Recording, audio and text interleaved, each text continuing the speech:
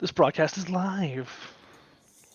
I was looking at Netflix when that happened. I was trying to figure out what we're going to talk about next week. Yeah, I know what you were doing. I have not seen any good movies lately.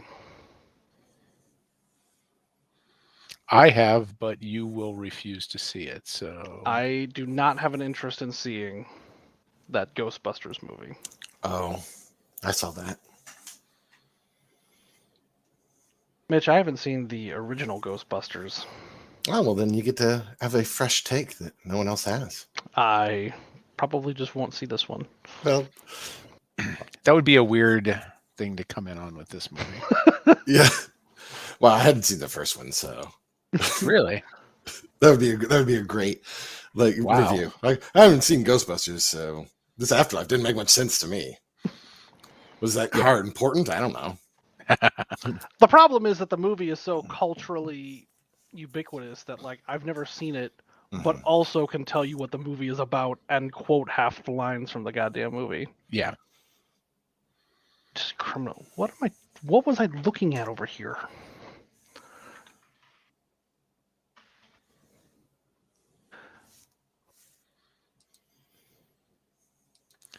Huh. What's that? So I was looking at things that were recently added. Mm-hmm. The Harder They Fall looks intriguing. The Harder They Fall. Is that Michael B. Jordan? And Idris Elba and... Oh, yeah. Reunited. It was directed by Regina King. Yes. Yeah. Done. Yeah. And Perfect. we're talking about black cowboys, and I Yeah. am fucking in. The was not for that. It was, I was scrolling through it and found that the Total Recall remake is listed With Colin Farrell. Yeah. Have you not seen it? I thought we did it. No, we have not done it, and I have not seen it. I actually was flipping around channels a couple of weeks ago and saw that it was on and watched like 5 minutes of it. I was like, yeah, this looks like Total Recall. But not with Arnold Schwarzenegger in it. Then I just changed the channel. Yep, that's probably a good call. Did you guys talk about Antlers? I saw Antlers recently. Have not talked about What it. the hell is that? Yeah, it's a horror movie. It got sort of interrupted by the pandemic, so it stayed on the shelf for a while. By that guy who did a bunch of Hannibal, the series. Scott Cooper. Yeah, he's the guy who did Hannibal, I think. Doesn't sound right. Guillermo is attached to it also. Guillermo. Oh yeah, it was Scott Cooper. I do like Guillermo. And Nick Antosca did the screenplay. Who did the brand new Cherry Flavor series that was on Netflix? Just a weird limited series. I don't know what that is. I don't know what that is either. About some witchy girl in LA who wants to get a film made, and a producer sort of stabs her in the back, and so she turns to witchcraft to get revenge. Oh. As one does. Yeah. Right. Sounds Welcome like to a Thursday. Yeah. And it's an odd series to watch, and apparently it ends about a third of the way through the book, so it doesn't really pay off. I don't know if this is because they're planning to do more show, or if this was the end of it. Well, but Antlers wasn't bad. I mean, it's hard to do horror that is interesting, and at least it was visually interesting. It's a monster movie. It was done well for monster movies, so it'll be fun. All right, sure. All right, so important question: how far into The Expanse are you? The last book, either of you? Oh, I stopped reading them a while ago. Oh well, I got behind. Worst. David, how far into the last book are you? This is a complicated. They have just left the school, Okay. Are you in front of me or behind me? I am in front of you. I actually don't know what that means. Have you I'm read more of the book or less? beyond you. You are beyond where I am. Okay. That's a good clarification. I've got 5 hours to go. 5 hours to go? Holy shit. I have like, out of the 20, what do I got left? I have 14 hours to go. Yeah. I also listen at 1.5 speed.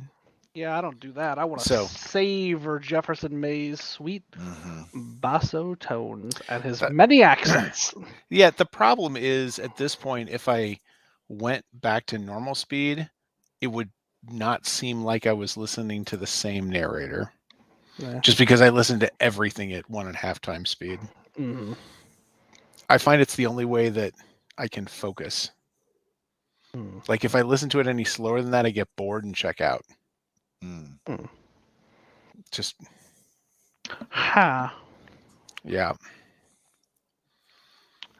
It's weird because when we go on family vacations, everyone else bulks at my 1.5 times speed, so I have to listen to it like a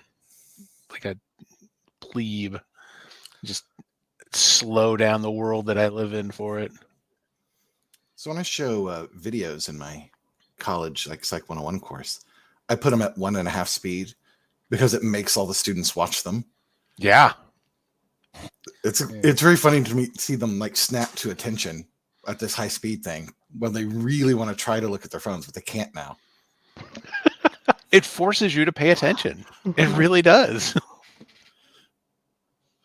They so desperately try to pull away, but they locked in. No, Great. you can't do it. It's a always lot sort harder. of like Clockwork Orange. Like their eyes are just like transfixed now in the high speed.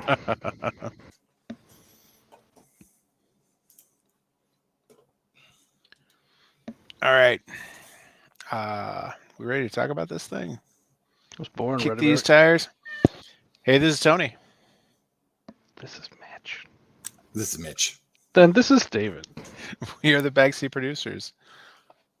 And we recorded last week. And if you're listening to the podcast, you'll know that because we did not do the Facebook, Twitch, YouTube thing last week. Because we recorded live together sitting around a table. It was the worst. I forgot why we stopped doing that. There was a plague. That's why we stopped doing that. Yep, that was And it. also, it's a 45-minute drive from here to Tony's. One way. That's true. But we got to play games after. Well, we got to play games after.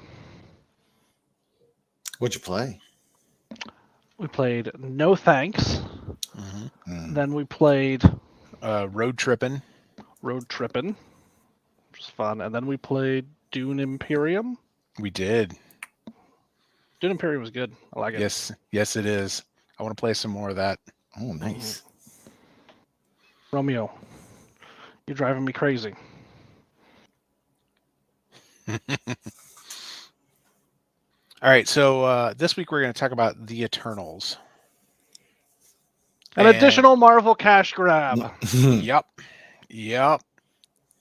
And David invited Mitch along because we were talking about it at a party. Well, there you go. That's exactly right.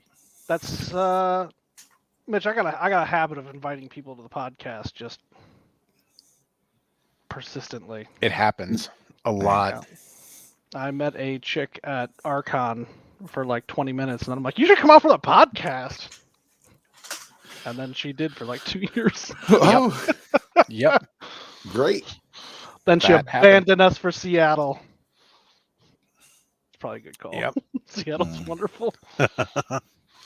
So, David, what did you think of the movie? So the movie was fine, but it was fine. All right. Wonderful high-level overview of the movie. Mitch. Oh, I mean, I had decidedly low expectations for the movie. So it met those. All right. I have passing experience with the source material, Mm-hmm. but just like, graze the surface of it.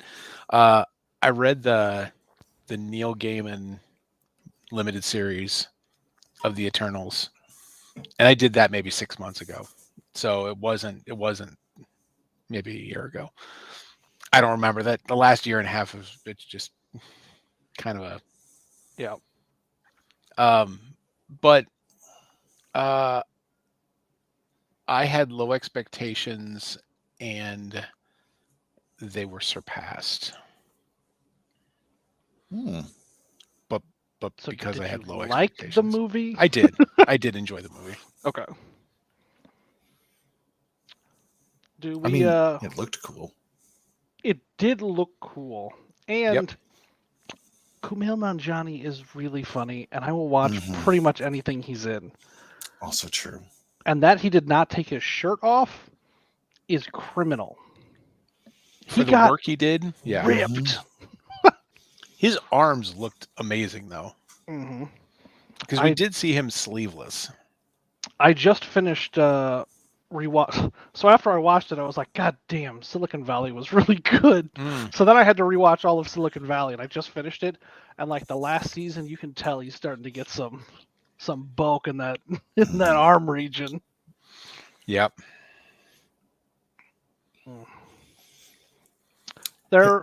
It feels like this movie is either super important to the direction that the MCU is going, or is utterly meaningless to the direction that the MCU is going, which I think is going to be the rest of their movies from here on out. Yeah, it's tough to like. What, that it's sometimes one or the other? Yeah. Well, I kind of think it's like tough to judge sometimes, like the quality of this movie as something that would be on its own versus something that is part of something bigger, like the MCU's like story world that they are trying to like do, which some of that's exciting. That, oh, look, they're connected, and I like that. But I also want the time where I'm in the theater to be fun. Mm-hmm. Yeah. And it wasn't not fun, but I think a problem that the MCU movies have now is that it's difficult for me to watch the movies that I know are a part of this larger universe without my expectations of the larger universe forcing the movie to live up to something that like is unfair of the movie. But on the other hand, the entirety of the MCU relies on literally all of the rest of the MCU, so it's not unfair. And I don't know that that's sustainable. And a problem with that is that literally every movie that comes out now has to start a fucking universe. Like, because now we got a Godzilla universe, which is dumb as shit. And then whatever DC's trying to do or not do. Yeah, I have no idea anymore what DC's trying to do. Like, I was a proponent of it for a little while, and then just I gave up on that. Now I'm actively opposed to Zack Snyder being allowed to do anything else with DC properties. Like, I just don't want it. It's not just Zack, though. That Wonder Woman movie was... The first one was great. And then something happened. And then the same person made the next one, and it shat the bed in the worst ways.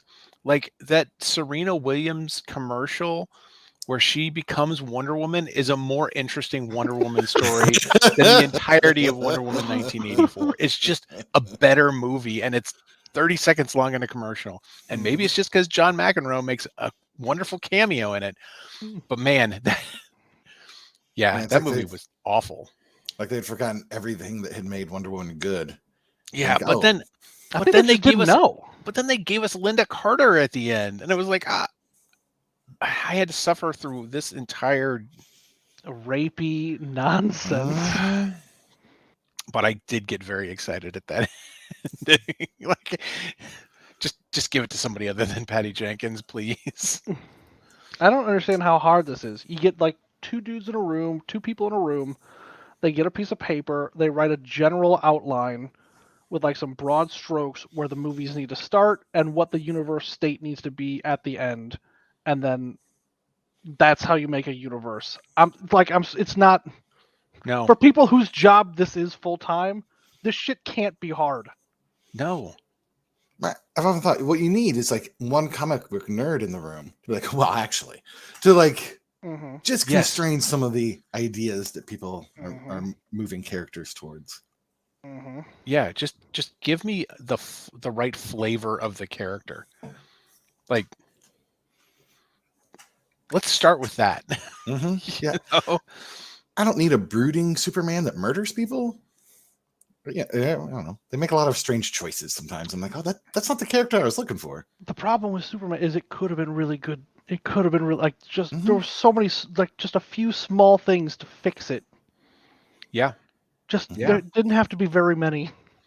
Well, I think the problem is Zach really wants to make a Dark Knight Returns movie, and he's been setting that universe up from Man of Steel. Like, he's making the Frank Miller Superman origin story that Frank Miller never wrote, but desperately wanted to.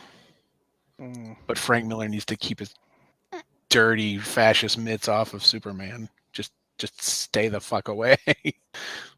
Yeah, I already got, I think, the best Dark Knight movie I'm going to get, and I'm perfectly fine with it not having to be revisited. Yeah. I mean, if you want to make a Batman movie, just make a shot-for-shot remake of Mask of the Phantasm. Sure. Oh, I would watch the shit out of that. Yeah, right? You could even get what's his face, Mark Hamill, Dean Winchester to play Batman, or did he voice the Hood? He did. Yeah. There we go. Yeah, done. I think Dean Winchester is going to be in the next season of The Boys. Yes. I would. Yeah, he's going to be Soldier Boy. Oh, Jesus Christ! All right. Well, right. You know, the show's been great. I don't know why. I'm like, oh well, this is gonna shit the bed. Even after they brought my girl Aya Cash in. Whew. So good. She was perfect for that part. Yes, she was. And I guess she's coming back, right? As Stump Front? Yeah.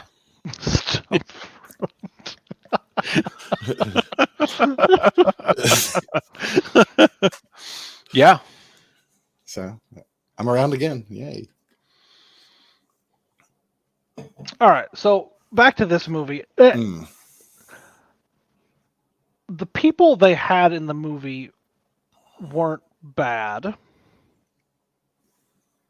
They were all acceptable for what needed to be done.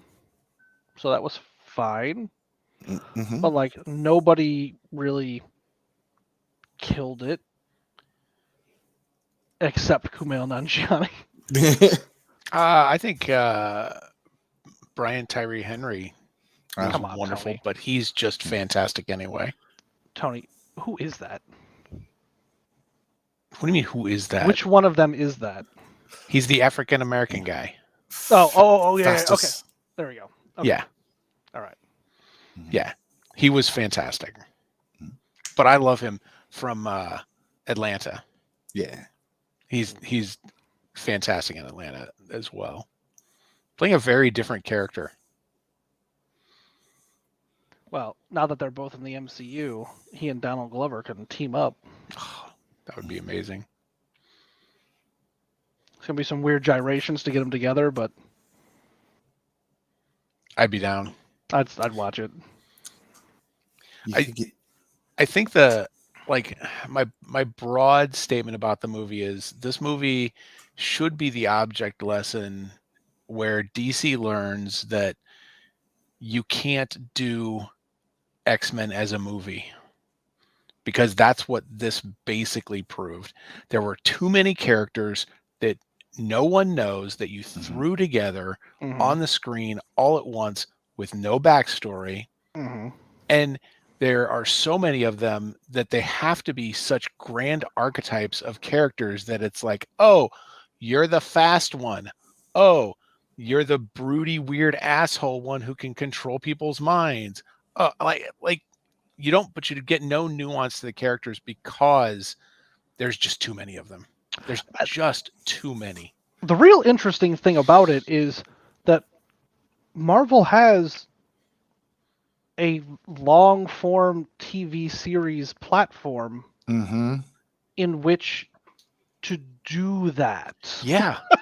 Yeah. And apparently Kevin Feige wants to do the X-Men as a TV series and not as movies, and I'm like, I will go to bat for you, brother. The problem with that, though, is that the TV shows, you're never going to get any of the big hits in the TV shows. The big plot points. Yeah, like you're never going to get a big hit. Like the TV shows are more or less meaningless. Like if you in the next couple of movies, I bet for everything that you know from the TV shows, if you went in without having seen any of them, you'll be perfectly fine. Yep. And you know what? I'm okay with that, especially just completely relegate all the X-Men stories to Disney Plus. Keep them out of the movies unless you want to throw them into a big event movie. Well, I guess I would say like the X-Men though, they're at least like known. Like I feel like they were more like you already knew them. So like those earlier X-Men movies, some of them were good. And I think part of it is because they were characters that we already knew. And like we don't know anything about any of these Eternals. Like as a series, maybe this could have worked if we spent an episode per Eternal and then maybe a two-parter finale. That format could have been awesome. You do one episode per Eternal, and then you do the time all the way forward, and you cut the story in a way that like almost like Lost, right? Yeah. Where you just stick with one character the entire episode, and then cut in the different time sequences, so you're getting it from a lot of different perspectives. And like the story they want to tell, I feel, you could have your big reveal that what's his face was the dude who killed what's her face. Right, and like that could be an interesting episode 4, right? And then other stuff happens that kind of gives more context to the entire thing. Like I can see that being a really cool storytelling medium. Or you do bookends where the first episode is them coming to Earth, and the last episode is the ending sequence of this movie. Then every episode focuses on a single character, but you do it in different timelines because you have thousands of years to span in between. And then you focus on, Thena during World War II and Sprite during the Renaissance and just whatever, just making shit up. And just, you go all over the world.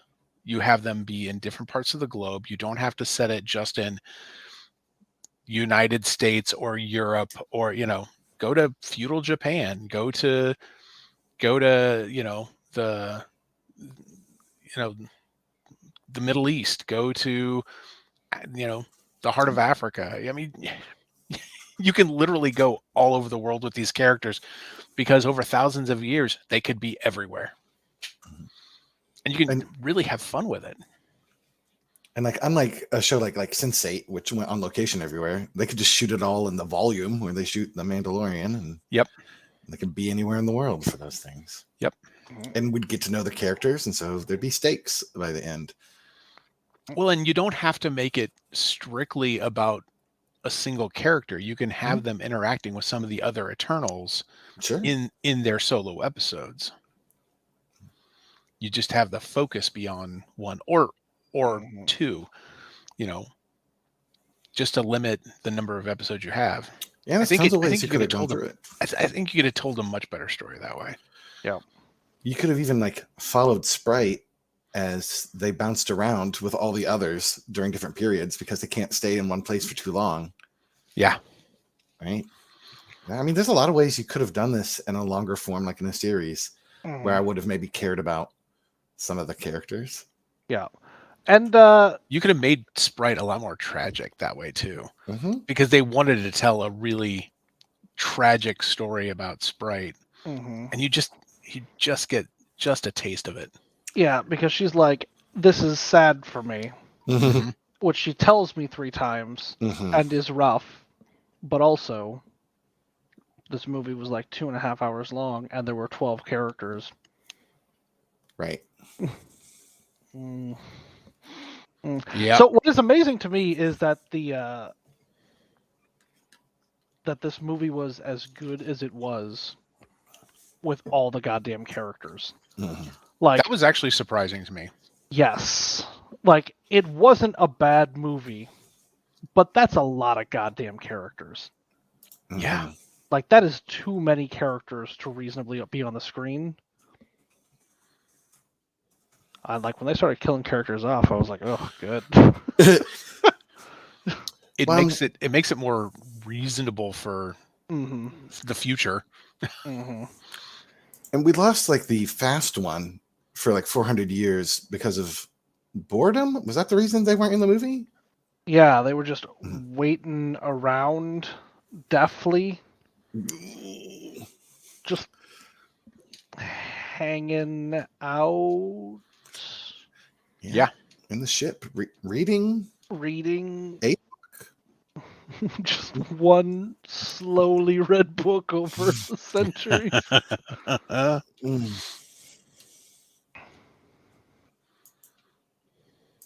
Right.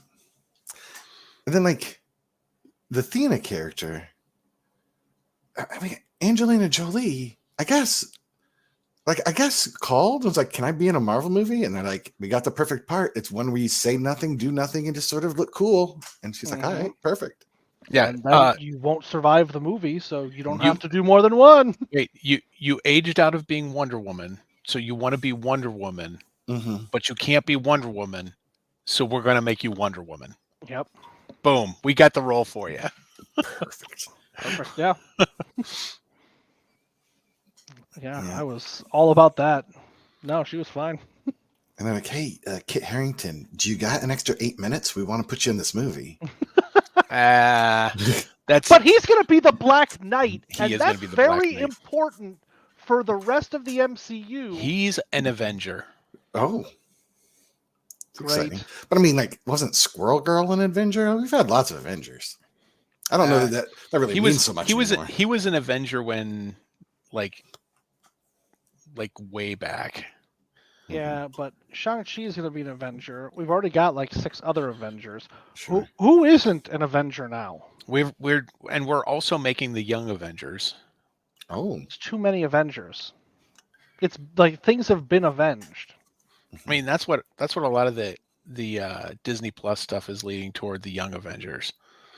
I mean, is that why I'm watching Hawkeye? Is that what's happening there? Yeah, that's part of it. Yeah. That and why you're going to watch Ms. Marvel. And God. Well, this is the second generation of Avengers. We're replacing each of them one by one.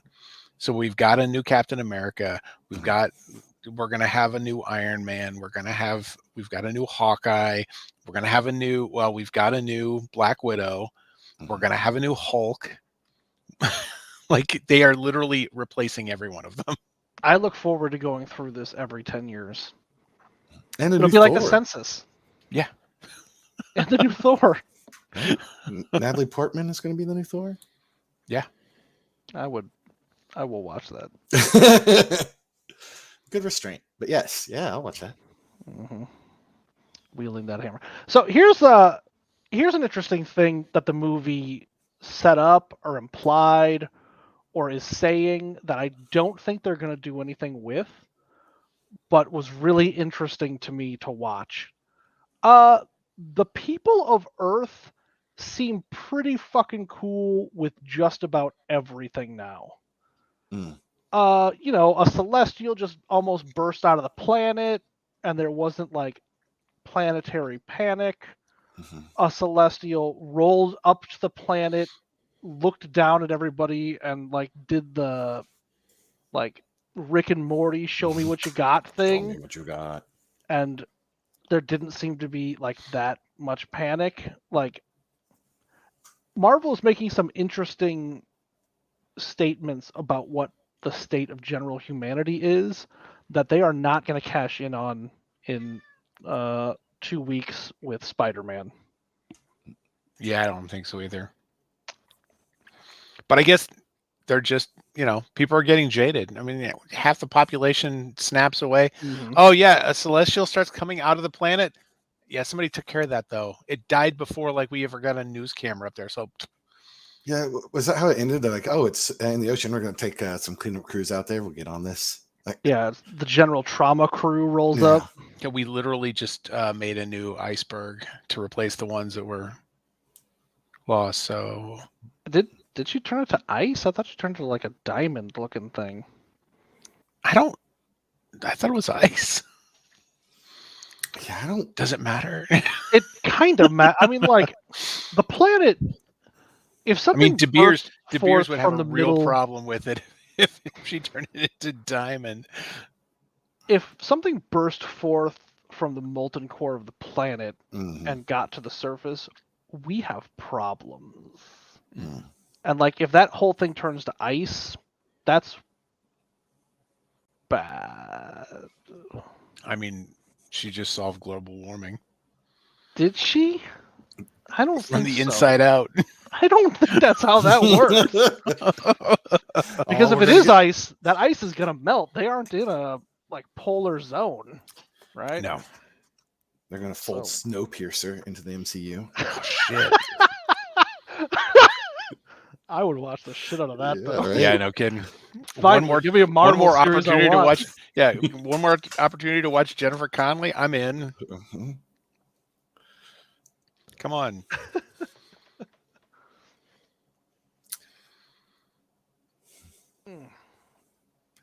And then, like, okay. Oh, good. oh, I was going to say, like, and then it seems like all of this idea, like, this is setting up things and all of that connections, is like in after credit scenes. Because, like, very little of what was going on in the movie seemed to matter. I guess, we've introduced this character for some reason who's going to be an Avenger as the Black Knight. But again, that was also a last minute thing that this person is important and Patton Oswalt's going to be around and like, or whatever, all these other things that we introduced. Yeah, Pip in the last fucking minute. troll. Yeah.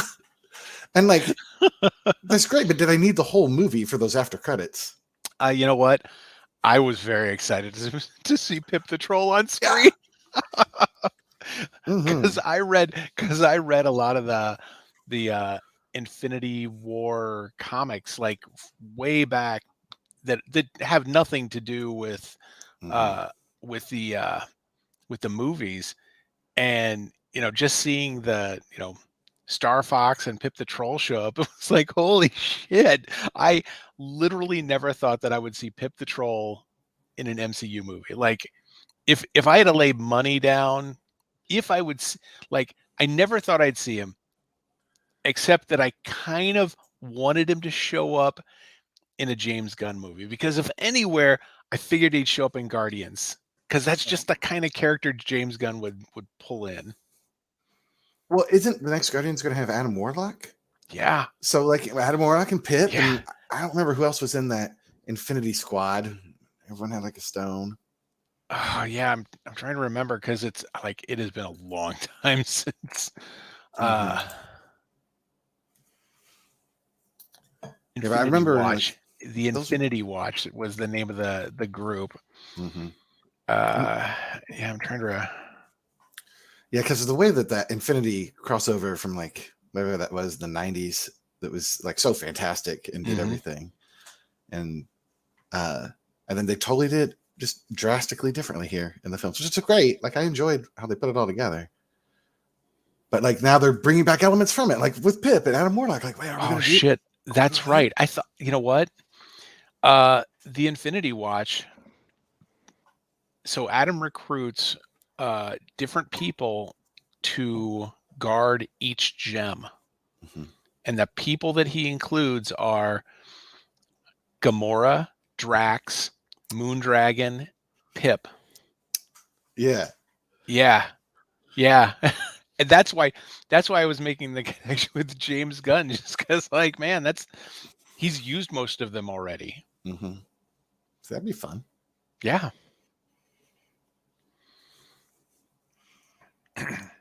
Yeah, my wife hadn't heard that Harry Styles was Star Fox, and when he walked out, she's like, "What? Why is he in this?"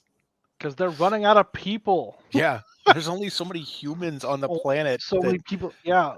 have SAG cards that we need to pull into this thing. That won't put up a fight like Scarlett Johansson about their royalties. I mean, the good thing is eventually Holden's going to be in the MCU, so there's that. Yeah, Oh, Mitch, no. my son is a theater major, so Nice. that's that one. But yeah, This one we had Salma Hayek, right, as the boss Eternal. yes, Yep. Ajax, maybe.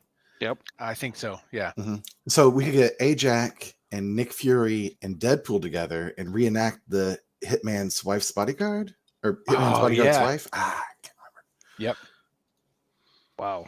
remember. Yeah. Sam Jackson just all across Disney, right? Mm-hmm. He's Mace Yeah. Windu. pretty much everywhere. Mm-hmm. Man, that guy is old. You know, one thing that it was nice in the Eternals, there's a lot of, buzz about their diversity plan to include a lot of diverse characters. But I mean, they did it without making it like about the diversity. Like, you know what I mean? They didn't really make it about like this character's, unique This identity. is the black one. Right. Yeah. Ooh, great. Oh no, because that was the gay black one. Mm-hmm. Yep. Yeah. Yeah, I mean the diversity was fantastic. And I think they could just do that regularly in movies. I just wish this movie had been, I don't know, Better. better for I don't know how this movie is better unless you cut the cast in half. Yeah. Oh no, that's how you do it. Yeah. Which then creates a new diversity problem. Yeah. Right. Right. Oh yeah. You get rid of Kit Harrington altogether Mm-hmm. because no one gives a shit about Black Knight. No, you're right. Right. He'll have his Black own Knight's movie not at some that point. big of a Yeah. character. He did not need an intro in this movie at all. That's an unnecessary thing. Yep.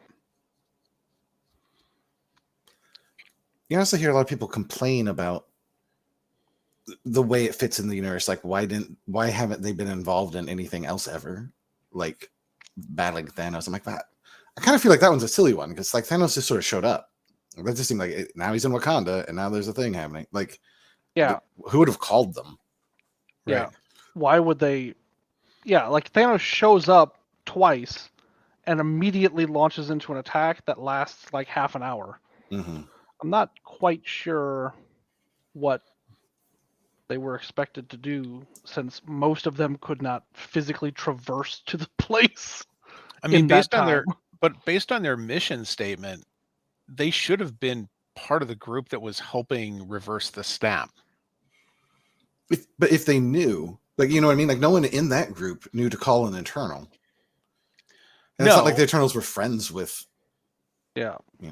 Tony No, Stark. but you'd think that if the Eternals became aware that Thanos was the cause of this, Mhm. they would have done anything to. I mean, but how are they supposed to know that? It's not like Tony Stark has just got like a fireside chat every night where he's like, now everybody, Thanos is looking to get rid of half the universe. So No. everyone on the planet should panic. No, what I'm saying is there was 5 years in between Infinity War and Endgame. Sure. That's 5 years when any one of them could have contacted the Avengers and said, hey, how did this thing happen and what can we do to help? Because their mission statement is they want humanity to thrive so that the Celestial will come out.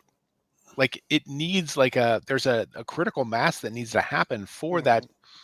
And Thanos' snap actually just delayed everything for them.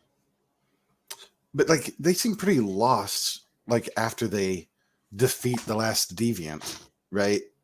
Like they were they were on mission for fighting deviants. So, like they were good at that, and like Yeah. they're gonna do it. And they killed the last one, and they're like, now what?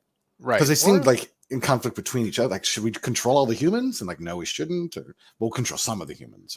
Or Were they good at it? It doesn't really feel like they were. Like, my favorite part of the movie is the opening thing where that kid's dad gets eaten right in front of him, and then they show up immediately between the 5 seconds that her dad gets eaten, and then they save him just in time.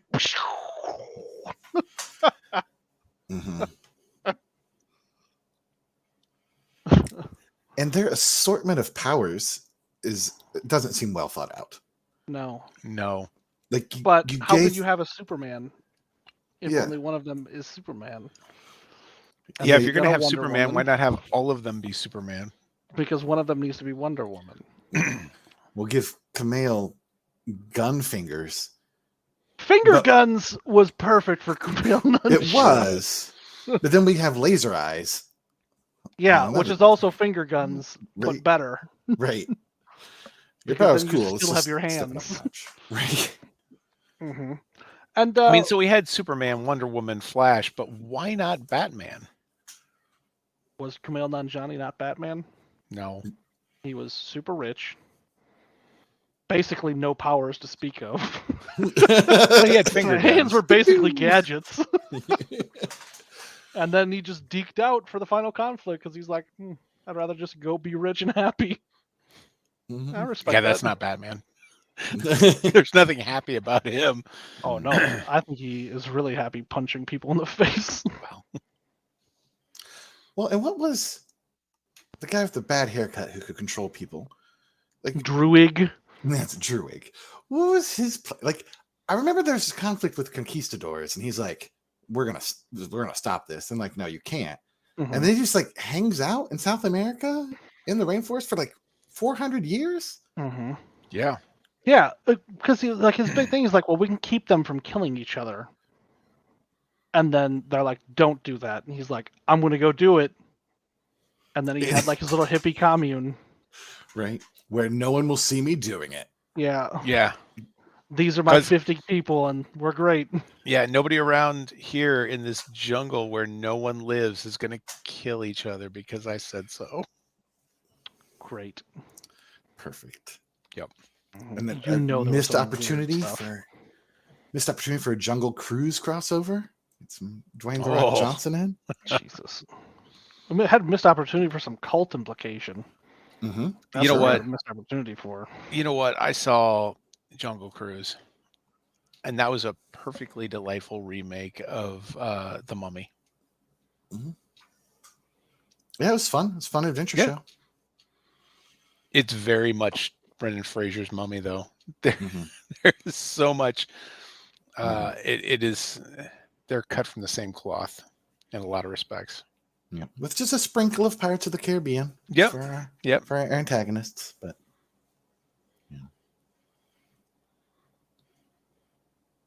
Disney they find a formula.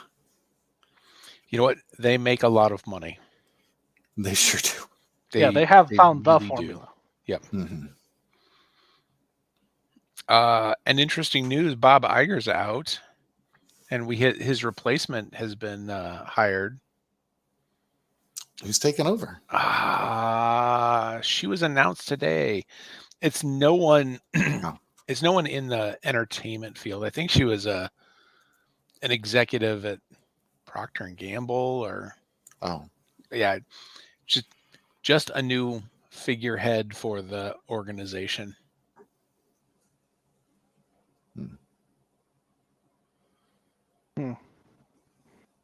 I wonder if she will not focus on making money.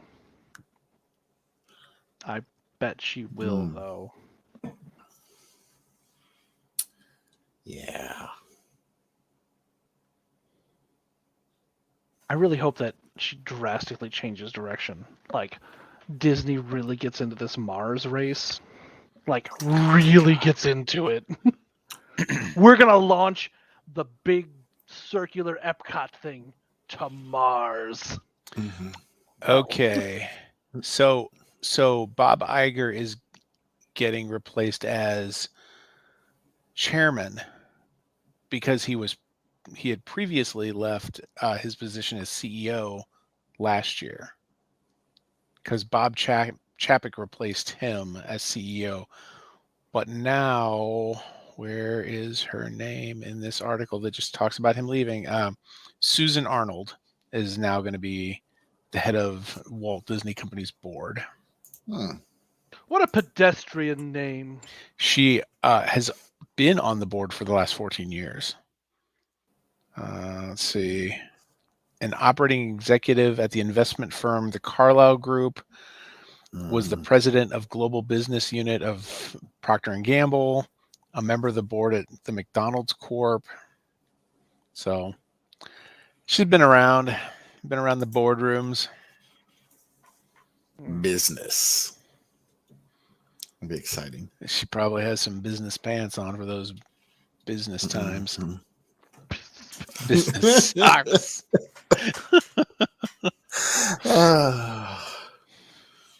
But is Disney going to spin everything up into universes too, right? We've done it with Star Wars now, or they're doing it. They have been doing it for. Yeah. Well, I mean, we're getting a new Toy Story, a new chapter in the Toy Story universe. Weird. It's weird, but I'm kind of great with them not having Tim Allen attached with it. That guy sucks. Yeah. Who's voicing him? Is it Captain America? Yeah. They could at least pick somebody interesting. I'm not a fan. I'm just. They've already got a working relationship.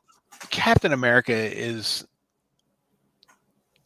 I don't know. Chris Evans just doesn't have the gravitas to pull him off, and just hasn't seemed interested in being the character in a long time.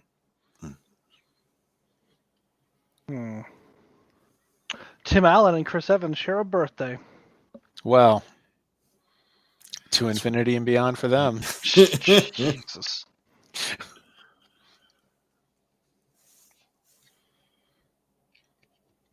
So the party at the conversation at the party you guys had, have we touched on those points, or was there more to it? The conversation was, have you seen Eternals? I said yes. And David's like, you want to be on the podcast? Okay. I should have realized that's exactly. I could have scripted that conversation. Because then I'm like, well, I don't want to talk about it. Yeah, now I can't talk about it. Yeah. No, we can't talk about it. Right. I don't like having a conversation about something twice. Yeah. We talked about Shang-Chi briefly. Mm-hmm. Right. We've talked about that one already. Mm-hmm. So what were your thoughts on that one, Mitch? Oh, I liked it like quite a bit right up until the last maybe 20 minutes. Like if they had ended the movie after the dad fight, that would have been a good ending. Instead of like giant CGI monster fighting. But love kaiju fighting. Like I'm not against that. Yep. But like I just didn't need it in this movie. What I needed was like kung fu shit, a little bit of magic, and a little bit of Marvel interconnectedness. And like they did that. Yep. And then Aquafina dragons was delightful. And then CGI dragons that I did not need. You know what? The first time I saw Aquafina, I was like, what the fuck is this? Like, and I don't even remember where I saw her the first time. Was it Future Man? Nailed it. No, it was something else. But yeah, I find her just delightful. Mm-hmm. I think I'm falling in love with Biggie Smalls. Goddamn, Future Man was so good. Oh yeah. Yeah. Way smarter than it should have been. Yeah. Yep. I recently rewatched Future Man, and there's a season 1 episode where they've traveled back in time, and they ask, Josh is like, "Oh, we need to get some wheels," and Wolf's like, "You need wheels? I can get you 1,000 wheels." And I'm like, "Is that set up?"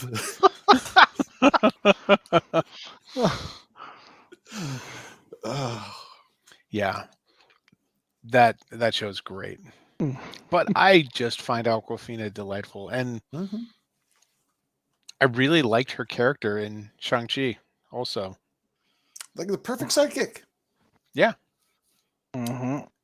There's not sidekicks in this movie, in spite of the giant ensemble cast, Correct. right? Everyone's just their own thing.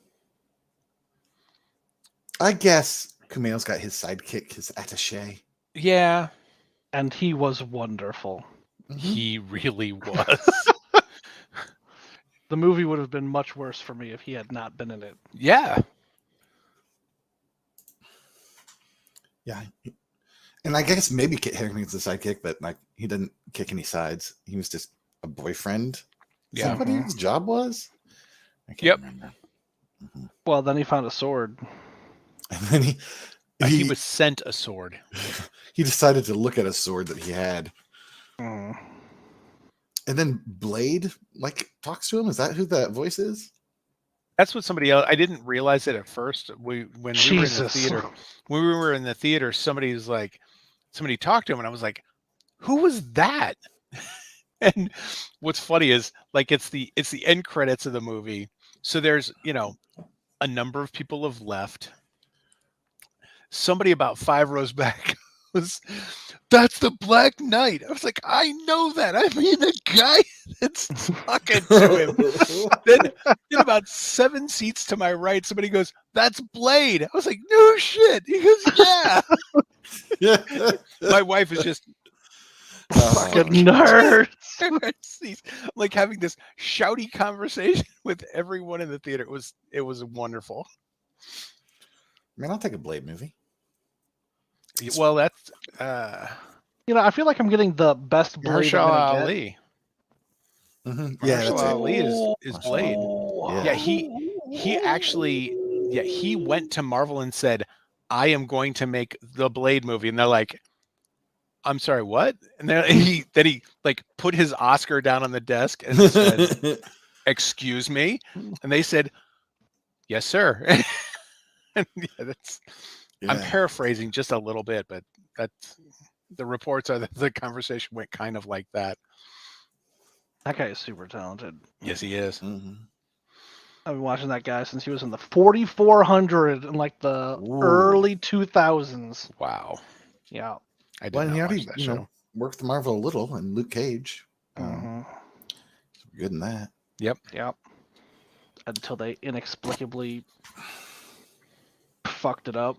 Yeah, when Marvel had that really weird formula they did of let's make things weird halfway through the season and ruin the best part of whatever this series is. God damn, that image of him standing in front of that Biggie picture. Oh, the fucking crown. Oh, it's so good. Mm-hmm.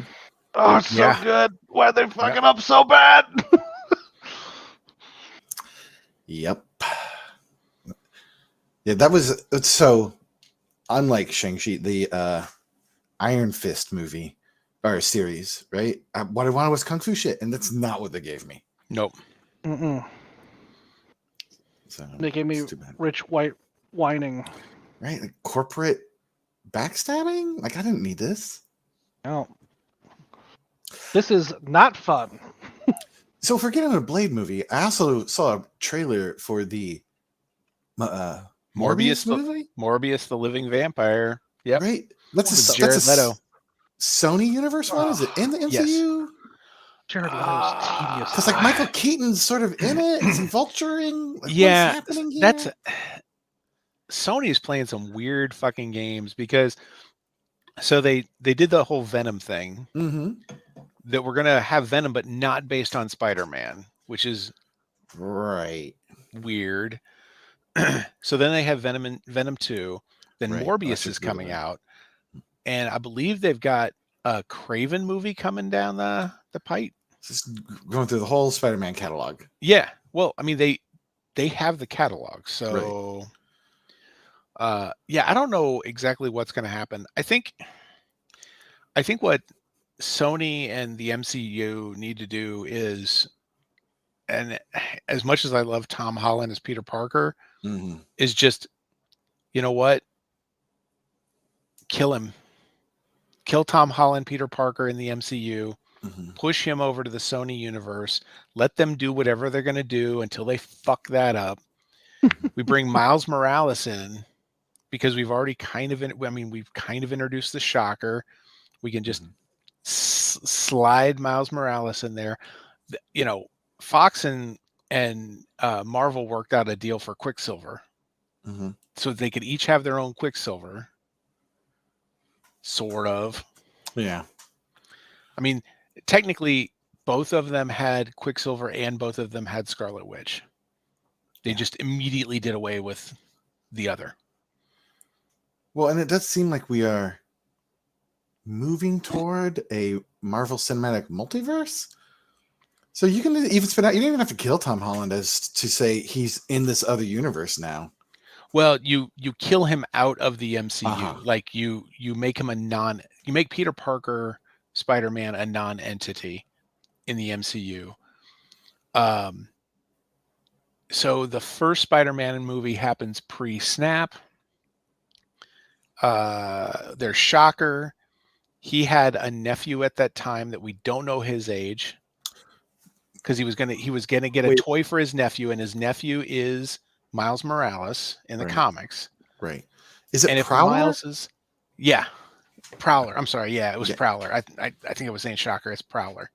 You're right. And then let's say Miles was 10 years old at the time of the first Spider-Man movie. That'd put him about 16 or 17 now, which, I mean, all right. Miles Morales is a 17-year-old in the MCU. Okay.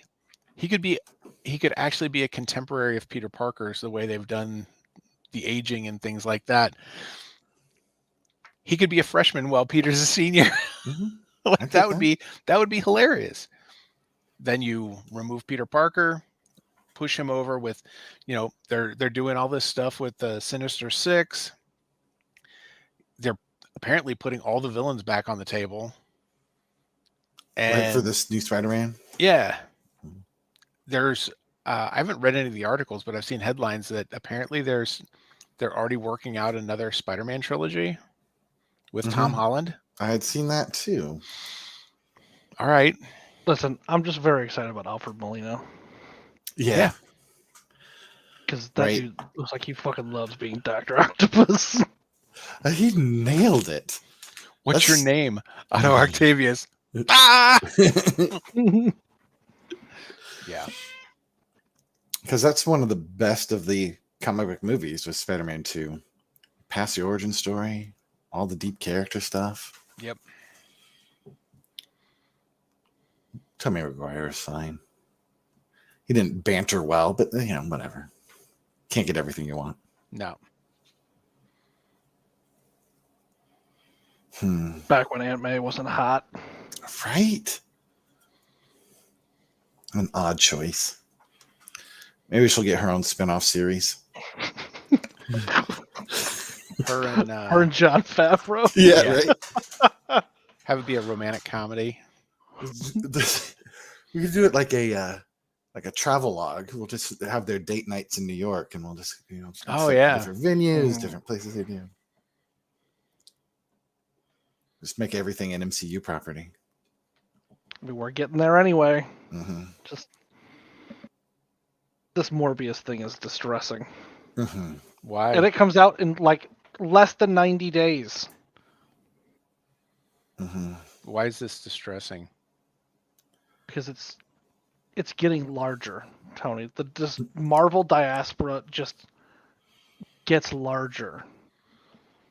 It's just too much. Yeah.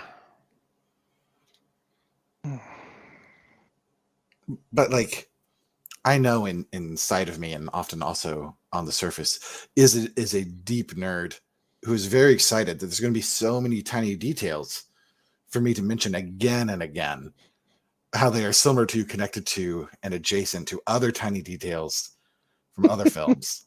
And that I can talk about for hours when no one could possibly care. Yeah, same. My poor wife. Yeah. I mean, I just have to wait for my son to come back from school. and I could just feed all this into him, and he just eats it up. Mhm. Yes. Right. I watched WandaVision with some folk who are not versed in the MCU. So they went to WandaVision. That's like their entry point. Sure. And so I'm like, right, I really want to explain to you why this Quicksilver thing is so funny. Yeah. This is going to be like 45 minutes. Yeah. Buckle up. How many hours did you theory craft that with your friends? We Because have we a Google Hangout. Yeah, we spent many hours Mhm. talking about what all this could mean as the episodes came out until we got to the last episode and we realized, oh shit, Right. it means nothing. Right. There's nothing here to mean anything. It means Vision's back in a new costume. Good luck. Yeah. So Mitch, you haven't had the pleasure of hearing this, though you may have come to this conclusion on your own separately. The MCU is a Ponzi scheme. Right. The idea that it's going to pay off eventually, but really they're just asking for more investment. The fact that it will never pay off. Mm-hmm. Because Ponzi schemes never really do pay off unless you willingly choose to cash out. Mm-hmm. If you willingly choose to cash out, then that's... Well, I've already invested so much. Listen, Right. Hawkeye might be the thing that gets me to do it. Really? Yeah, I'm loving Hawkeye. it's fine, but there's nothing going on. It's gonna mean nothing. Except we're gonna get Vincent D'Onofrio back. No, I fucking hate Vincent D'Onofrio. Well, personally, I've got as a person, I've got to break intimately. it to you. He is in it. God damn it! Is he kingpinning? Yeah. Oh, Yeah. had a great turn at that. Have you seen today's episode? I haven't watched any Hawkeye yet. Oh boy. We've been doing our timeline rewatch of everything. So my children and I are doing that with my girlfriend Claire, who hadn't watched any MCU, and so this was her introduction to it. So at what point are you in the timeline? We're ready for Endgame. Oh, okay. So wow, yeah, you're pretty close. catching right up. Mm-hmm. Yeah, we started after WandaVision. So there you go. That's a pretty Year-long good project. entry point. Yeah. Mm-hmm. Yeah. Yep. Depending on how diligently you go, you'll probably be able to get to Hawkeye pretty close to Christmas, I would think. Yeah. Which fitting, it is a Christmas time-based series. Mm-hmm. So yeah. So we've got Endgame and then Far From Home. Mm-hmm. Yep. And we actually just saw, Shang-Chi and Eternals, right? Sure. Sort of out of sequence. So we probably won't revisit those right away. And then already did WandaVision. That was sort of the start of this journey for her. And so then we got Falcon and Winter Soldier and Loki. And What If. Yep. Which will be good. Now, are you current on all of those, or? I'm current on all of those, but not Hawkeye. Hawkeye. Yeah. Well, it's only been 2 weeks. There were 3 episodes total. So, right. Granted, that's half the series, but if I timed it out right, it's ending on the 22nd. And then what's next? She-Hulk? Is that the next series? With I think Tatiana Maslany. Yeah. Oh yes. Yep. I believe Ms. Marvel. Yeah. I believe Ms. Marvel was supposed to be the next series, but something happened and they swapped the two. I'm not sure exactly what the details are, but well, it's got to be a tough shooting schedule because I think they're having Tatiana play every character in She-Hulk. Yeah. Well, she's got the chops for it, right? Goddamn, Orphan Black was good. Mm-hmm. And I forgot that it was the same person. Like, she is so good at being those different versions. Mm-hmm. Her accent work is impeccable. Mm-hmm. So, like, I agree with you that this is a Ponzi scheme, but like, they haven't lost me yet.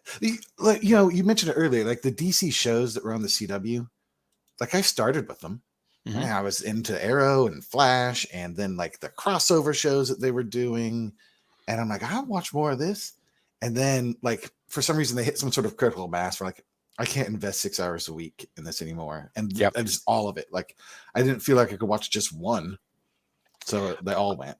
I didn't cut them off cold turkey, but I started surgically removing them from like, and then I got to the point where it's like, well, this is the last season of this show, so I'm gonna go ahead and ride this wave out.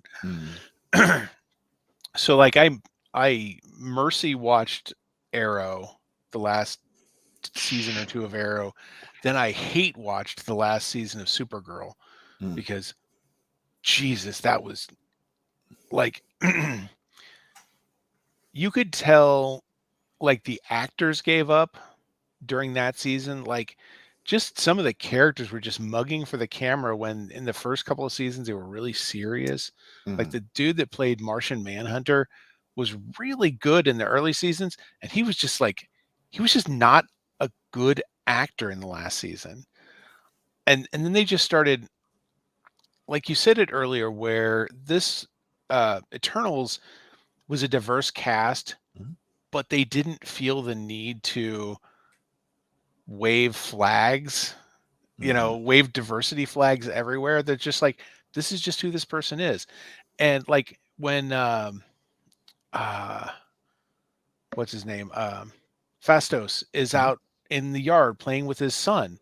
It's like, oh, he's married, he's got a son, and then his husband's there. It's like, oh, that's cool. Like they didn't, other than his husband's there, they didn't need to do any of that. We didn't have a 5-minute scene where the other two characters are like, we never knew. Why? Like we didn't have that whole why didn't you tell us? Fucking thing. Right. Which yeah, is great. Yeah, where Supergirl celebrated its diversity, but like got preachy about it sometimes, which I think is probably more of a danger in a TV series just because you have so much more time. But it's like, you know, we're going to have a trans actress. Fantastic. And then we just lean into that really hard for about half a season. It's like, okay, you know, this is good, but also tell me a good story. Right. And like the last season, they'd already gotten done introducing all their characters, but man, I hate watched that last season. And the last 2 episodes, like the 2-hour finale, for whatever reason, Julie decided she was going to stay up and watch it with me. And she got an earful from me. She's like, why are they doing that? I don't know. I've been watching this series for years and I couldn't fucking tell you why they're doing any of the things they're doing right now. It's disappointing. It is. It's really disappointing. However, we're getting the best Superman, live action Superman we've had in a long time from the CW right now, because Superman and Lois is really, really good. I haven't watched any of it, but it's good. It's really good. If you like Superman, and I'll tell you, I do. Like it didn't have to be as good as it is. And they time jumped the story. In the first episode, they give you the Superman origin in like a montage, in like a 5-minute montage. And it's like, you know the story. Here it is. So we're going to remind you, but that's it. And also, Superman and Lois are married. They've got 2 teenage sons. All right. Yeah. Did they answer all the questions from Mallrats?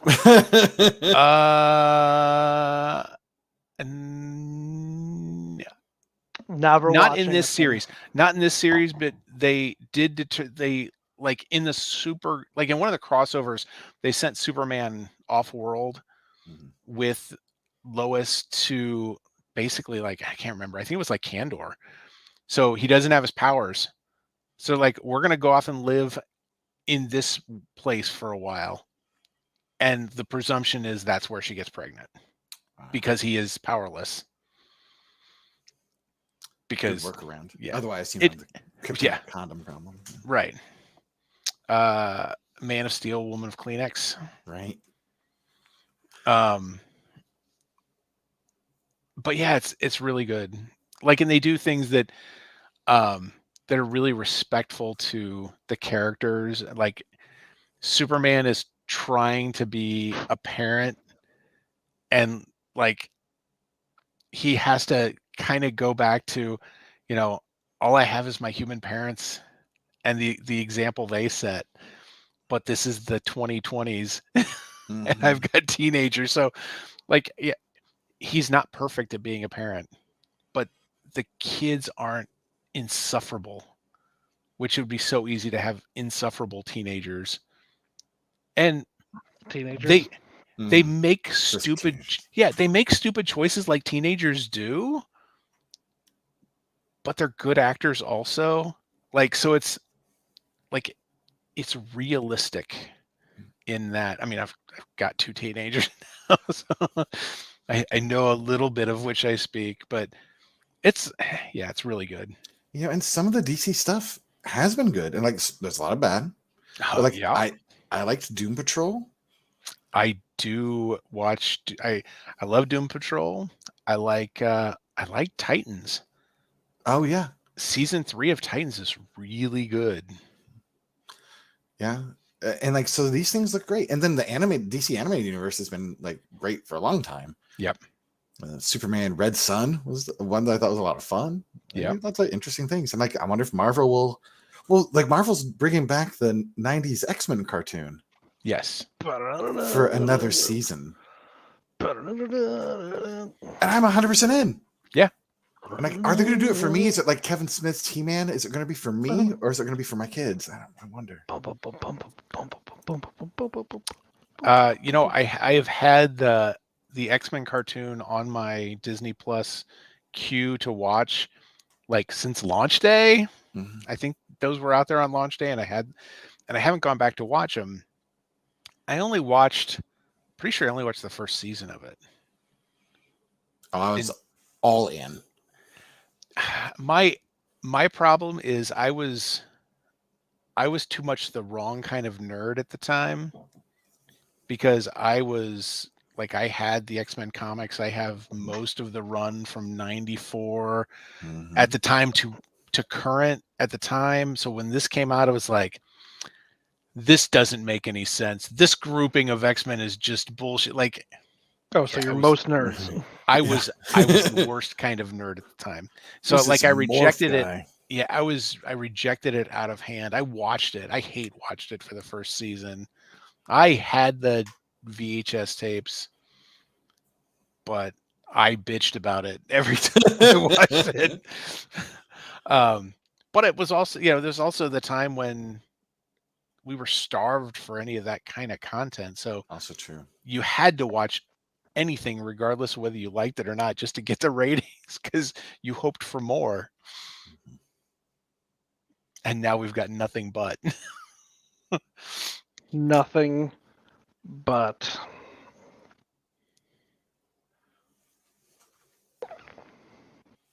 So I don't know if they've already planned Eternals 2 and 3.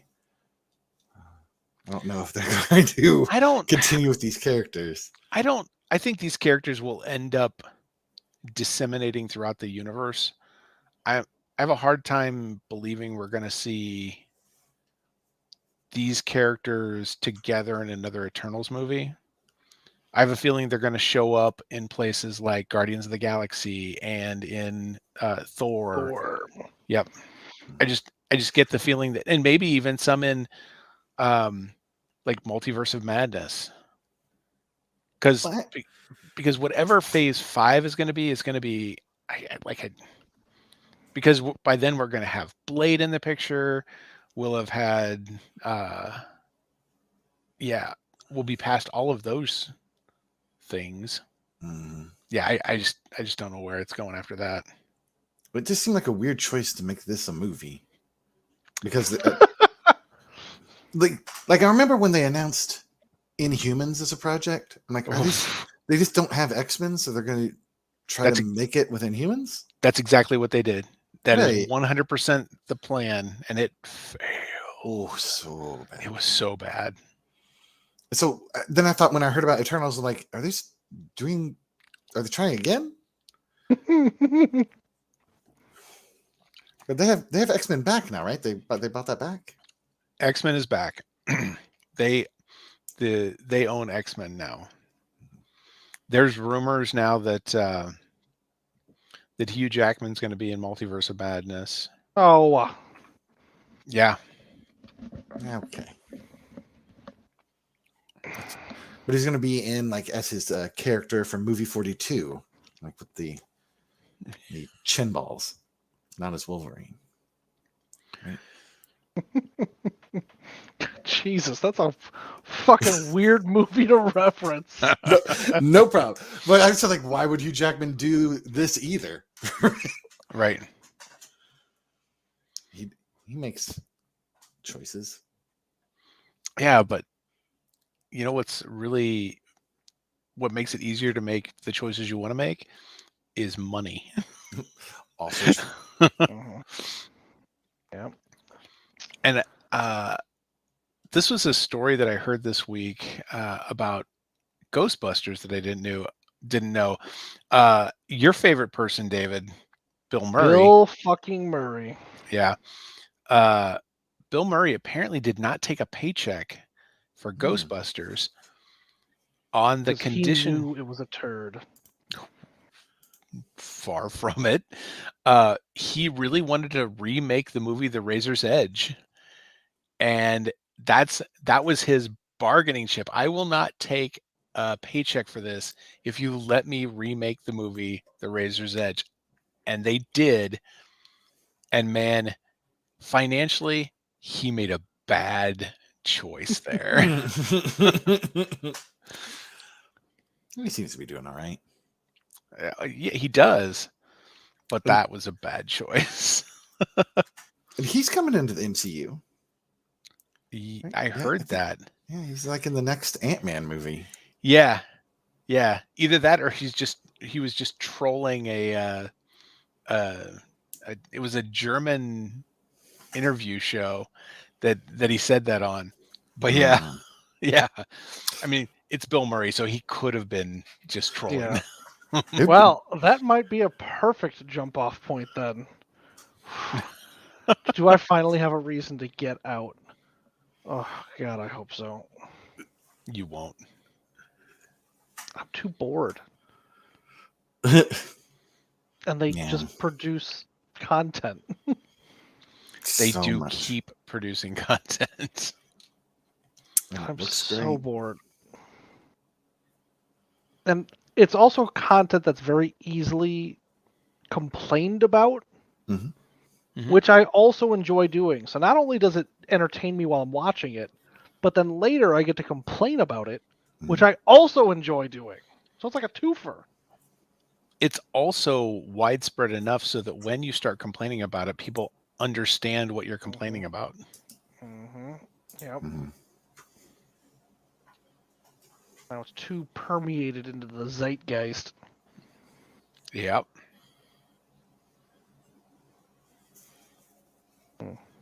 It's fun to find the weird things that people don't know to complain about too. Like when you find that one other person who is really into Babylon 5 and you're like, oh, chat about it. Yeah, about how bad that first season was.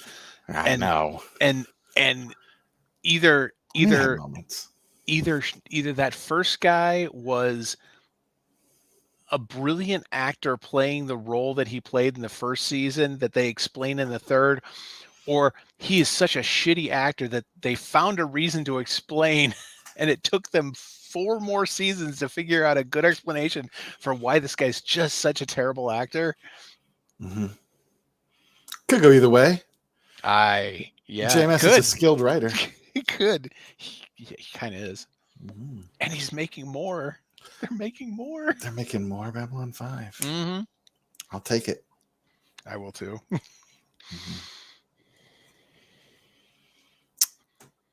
and we'll get some small Marvel properties. What are the like? We'll do a Speedball movie. Like, what's like a small, terrible Marvel thing that can make it to a movie? Oh, we already talked about Inhumans.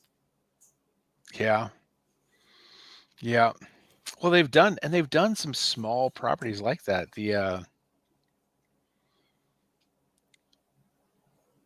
What was I'm blanking now. The children, the Runaways. Oh, right. Yeah, with the like dinosaur Yeah. girl. That was actually really good. Mm-hmm. It actually was not bad. The Did Cloak and Dagger TV show was good. Did they cross those two over? Were those in the same universe? They in Cloak and Dagger, they definitely referenced the Netflix Marvel movies. Yeah. Or shows. Yeah. I think they were planning on it, but I think both of them got canceled before it got that far. I think that was talked about. Yeah, I like those. Yeah. I honestly hope to see a decent representation of the X-Men. Mm-hmm. That's the one that makes me the most nervous. Mm-hmm. Because I think that'll be a fight from the creative side against the money side, because the money side is just going to slam as many of those movies out as they can. Mm-hmm. And there's a real danger of how you do that. And so many of the X-Men would make great toys. Yeah. Great DLC content for video games. Yeah. Yep. Yeah. Quite possible. And then like there's no end of X-Men, right? You could just like keep introducing new ones every movie. Oh yeah. Oh, it'll just never end. Mitch, about a year or two ago, I wrote a treatise on Facebook, mm-hmm. and I do that every once in a while. Like I type volumes, but in one of them, as a response to somebody else about I think it was around the Dark Phoenix movie, which I had a particular amount of heat to spew at that. I laid out like a 15 to 20 movie plan for how you can do the X-Men, but keep it true to the comic books. Like the first movie, it's just the 5 of them. It's just you go back to Scott, Jean, Bobby, Hank, and Warren. Just the 5 with Professor X, and they're fighting Magneto. You do the first, 2 or 3 issues of Stan and Jax. Just 5 characters is easy. It's easy if you still want to make it a movie, and then you just kind of build on that. And the end of the trilogy of those movies is where you do the all new giant size X-Men, where they get captured by Krakoa, and then you bring in the ones that everybody knows, and then you get that really diverse cast of international, because that's exactly what they did. Like, yeah. Like I had it all worked out. It'd be an amazing journey. Yeah, a whole separate Ponzi scheme they could run. On God Loves Man Kills is like your 5th movie. Mm-hmm. Are you going to send them to the Savage Land? You know what? I think you could, and have that be a backdoor pilot for a Savage Land series. I'm kind of hoping for a Savage Land series, just so that like if we could get Star-Lord into the Savage Land for some reason. Oh my God! So we can have Chris Pratt running from dinosaurs. I'll take it. I want to reenact people's other movies in Marvel movies. Oh, that's fantastic.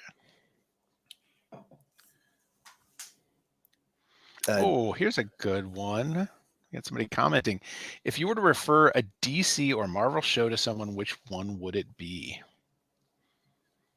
I think it depends for me, it depends on the person. Because you've got such a a broad range right now of choices you could make.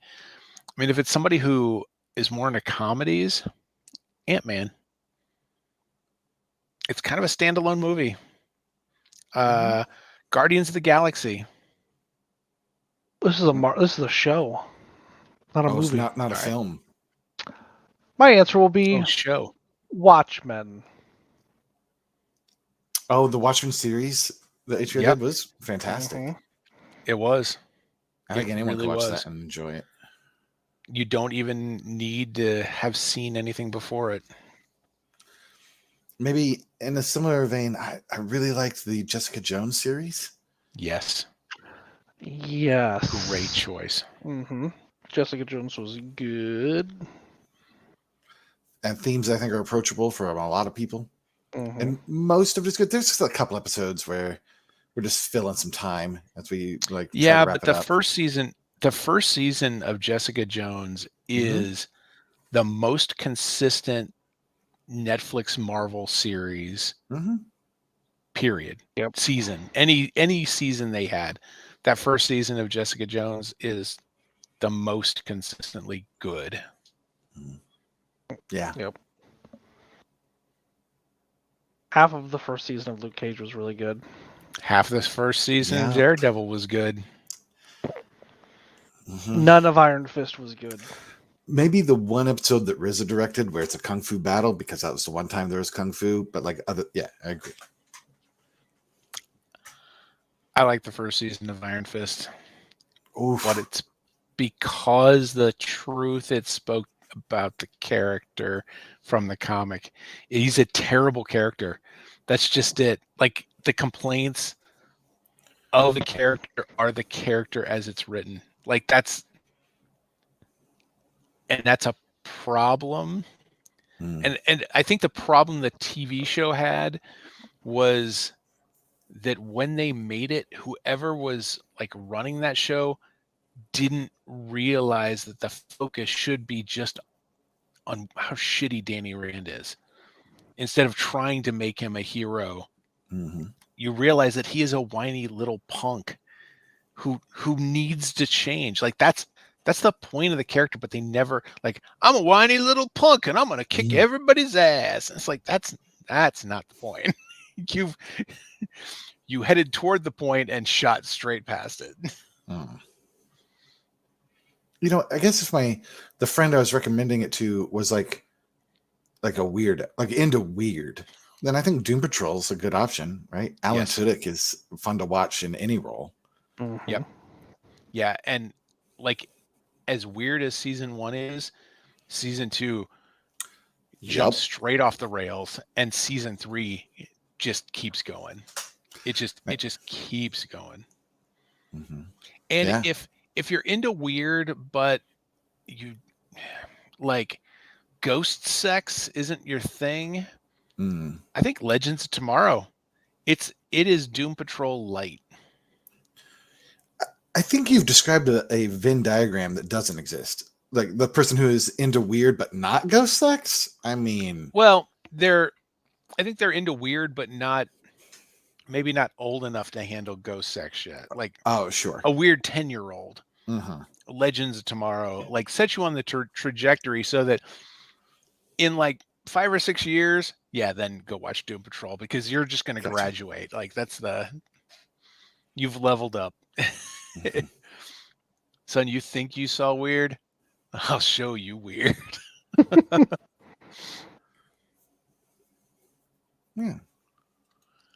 All right. Well, same question, but movie. Ugh. Oh, Spider-Verse, easy. Oh yeah. Yes. Yeah. Spider-Verse is marvelous. On the DC side, all day, every day, Mask of the Phantasm. Sure. Hard to beat Mask of the Phantasm. As a Batman movie. Pick 2 animated films, because sometimes animation's enough to like stop someone. True. Okay, non-animated. The Dark Knight. Yep. On the DC side. It is a wonderful Batman movie that also highlights some of the problems with Batman, Mm-hmm. which I appreciated. There was a time in my life where things were going just a little too well. And so I watched The Dark Knight, cutting out all the scenes that had Heath Ledger in it. And so wow. it was a very horrible experience. Like only his parts are the good parts of the movie. Like the rest of the movie's okay, but without him, like it wouldn't be so great. Like he is so great. He is so great. I really like the Harvey Dent stuff in that movie though too. Sure. Like it was tragic to me that we lost Heath Ledger because he was a great actor, but for the terms of the but for the series of movies, it was tragic that the choice was made to kill Two-Face and keep the Joker at the end of the movie. Because my God, if they made the other choice, you know, I'll take more Harvey Dent because I liked how they handled that. Up to and including how he looked as Two-Face. I remember being in the theater and being kind of shocked, like that they went like full on CG. Half of his face is gone. This is not prosthetics. This is horrific. And certainly a better portrayal of the character than Tommy Lee Jones. Yes. Yeah, especially when it was supposed to be Billy D. Williams. Which I would have also accepted. I was really looking forward to it after seeing him in the Tim Burton movies, and they're like, "Oh, this is Harvey Dent." I was like, "Yes." Well, and I think that Tim Burton Batman holds up because of the Tim Burtonness of it. Right? Yeah. It's not. I mean, I really enjoy that film, especially from nostalgia purposes too. I think it's probably accessible to lots of people. Well, Spider-Man 2? Spider-Man 2 is good. X2 is good. Is X2 the one that starts with like Nightcrawler in the White House? Is that the scene where he's like bouncing around, filling the Oval Office with smoke? I think so. Because I think I remember that X-Men being one that I was like, into. The first one was good. The second one was the same story but told better. And then they made The Last Stand. Oh boy. Yeah. No, they didn't. Oh man. I remember being in the theater and at a midnight showing like Thursday night into Friday morning, and the movie ended and I stood up and I was like, "Oh, wow." And somebody I was with said, "Yeah, wasn't that great?" And I turned around to them and I said, "Shut your mouth." That was horrible. And the people around me didn't know what to do because we're in a packed theater. I think it was at Ronnie's. And like people were like, "I'm not sure how to react here." I was livid. What do you think? If you were talking to an adult and they were only going to watch one comic book movie like forever, would you go Deadpool? No. No. Because it connects to nothing else. It's really funny. Oh, you didn't like it? You were like... No, I like Deadpool, but... I love Deadpool. I think it depends on the adult. I think if it's... You know what? I think if it's somebody who likes spy movies, I'm going to go with Winter Soldier. Sure. I think if it's somebody that likes war movies, I'll give them Wonder Woman. Oh. The problem with Winter Soldier is that it requires Captain America. There's too much shit for it to... I mean, it does, but it requires as much as any one Bond movie requires you having watched another Bond movie before it. In the terms of the older Bond movies, the Daniel Craig ones, you need to watch them all for the last Bond-verse. the last 2 or 3 to make any sense. And even then, which I really enjoyed. Have you seen No Time to Die? no. I'd have to go to the theater and just don't want to go to the theater. I guess my ultimate resolution for only comic movie to watch maybe is Tank Girl. Let's watch that one. Ooh. Watchmen. Yeah, Watchmen. If you like Zack Snyder's playlist, that's fine. I just feel like his music choices are so bad. We're gonna play some Sound of Silence over a funeral. Like, make a choice. Come on.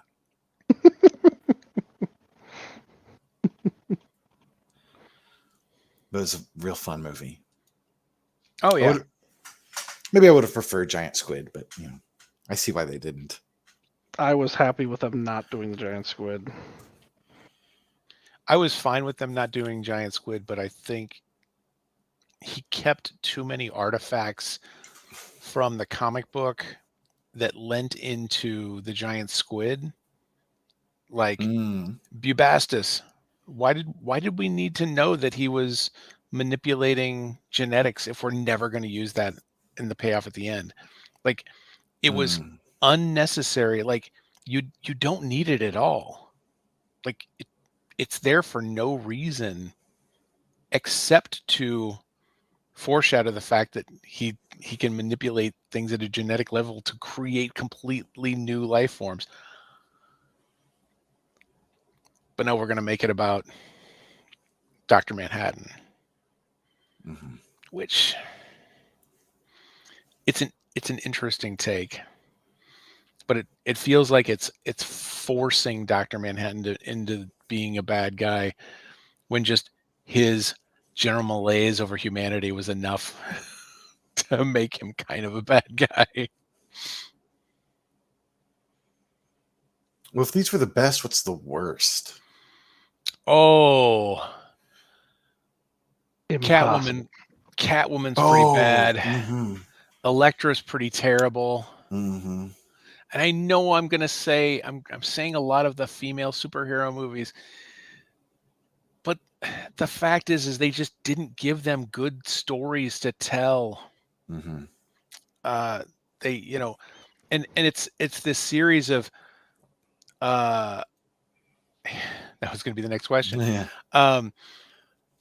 They give them a series of, here, we're going to have a male lead, and now we're going to, like, the natural choice is to have the female sub character and make it a subpar movie. Supergirl to the Superman movies in the 70s. Right. Yeah, because that was not a great movie. I mean, by that point, the Superman movies weren't great either. Catwoman after the Keaton Batman movies, but they chose not to do the same Catwoman. Then you had Elektra after Daredevil. Mm-hmm.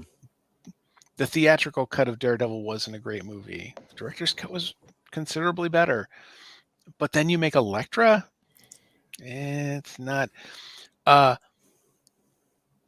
The Fantastic Four reboot, Fantastic, was terrible. Yeah. That was terrible. I don't see how they've messed up Fantastic Four so badly.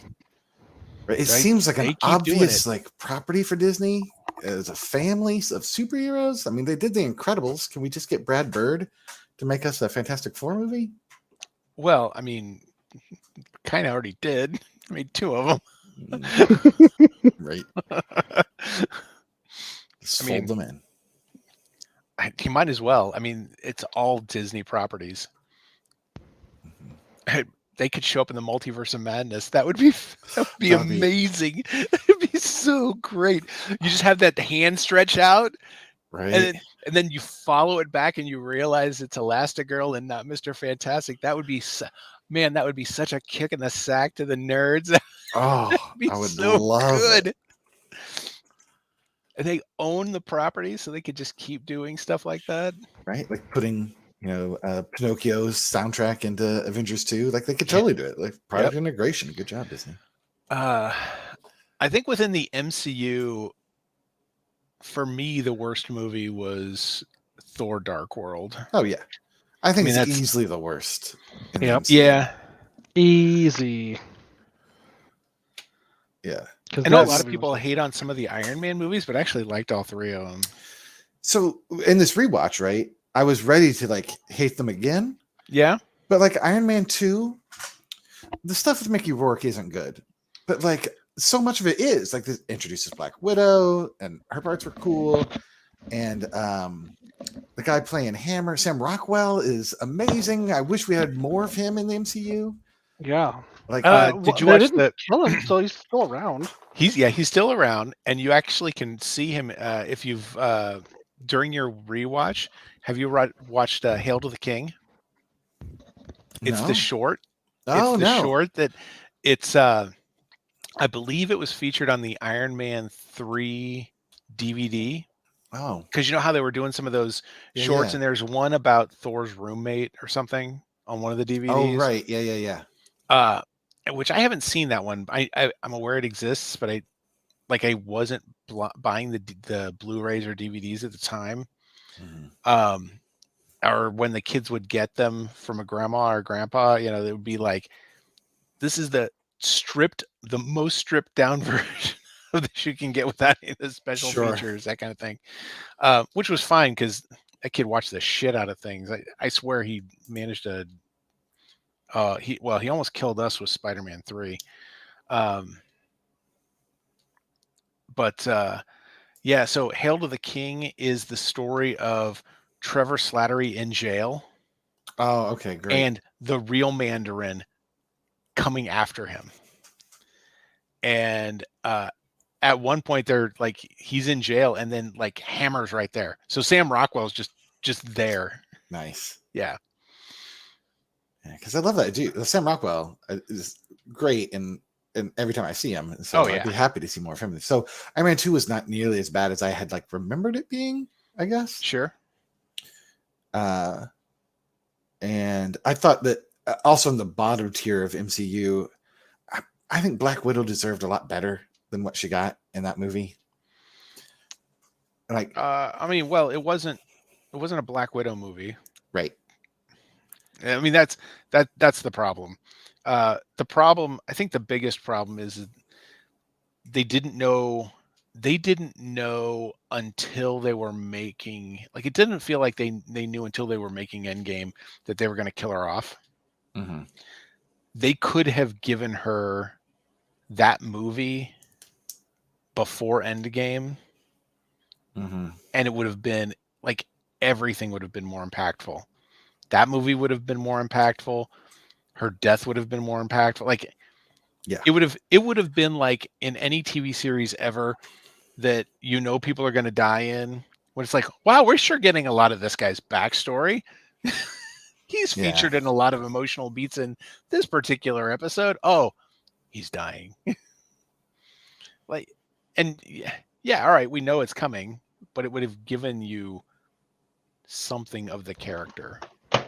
Yeah, having it where it was baffling to me. Mm-hmm. Like, it's just write this off because you've missed the boat. But they weren't going to do that because it, still made $1 million or $1 billion or wherever it made. Yeah, we just had to get her in there to tie into Hawkeye and to tie into. Now we need another Black Widow in the universe. Mm-hmm. So we've got one. Yeah, it was one where the integration to the larger universe really hurt this movie on its own. Yes. Yep. I do agree with that. I thought on its own the movie was good. It was just in the meta aspect of the movie, it hurt. Mm-hmm. I think a kid who's 5 years old who really hasn't watched all these movies, in 5 or 6 years when they sit down to watch them, somebody's going to start handing the movies, and it's like, oh, where do I watch Black Widow? Oh, here, you watch it between Infinity War and Endgame. Mm-hmm. Because in the timeline, that makes sense. Actually, you watch it before Infinity War. Yeah, you're like, it's anytime between Civil War and Infinity War, it fits in that That's Yeah, like right before Infinity War. Yeah, that's why she shows up blonde. Right. Right. And you know, thinking about the women of Marvel, I also thought that Wasp, like, they didn't do her character justice in Ant-Man and Wasp, because like mainly what she did was tell dudes that they had good ideas, right? Like Larry Fishburne's like, this could work. She's like, oh, it could work, right? We could try this. She's like, yes, that would work. And then, like, the one fight she wins is in a kitchen, and I'm just like, okay, yeah, like, we could have done better by Evangeline Lilly. But you know, maybe Quantum Mania will solve these problems for me. maybe. Yeah, Probably not. yeah. We'll just, I don't know, Quantum Mania could be. I just feel like we're getting close to the point where one of these movies is going to be the connective tissue to Fantastic Four. It just, it feels like it's coming. Maybe they all are. And I know a lot of us were looking for it during WandaVision. Because we know, I mean, at that point we knew that the property was owned, and it was owned when WandaVision was made, so it wasn't like, you know, like it was right there. They had it in their hands, and then it's like, oh, there's a astrophysicist we can talk to, and everybody got all excited. Yeah. Marvel, I think Marvel knew exactly what they were teasing us with every time. And it seems like they've backed off of that just a little bit, or they're making the payoffs hit a lot quicker and not leaving it as quite as open. I think they're controlling the narrative just a little better. Yeah, because you see some of the bits where it wasn't quite as planned in the first handful of movies. Like in the Avengers, like the spear wasn't a separate power. Like it gets its power from the Tesseract.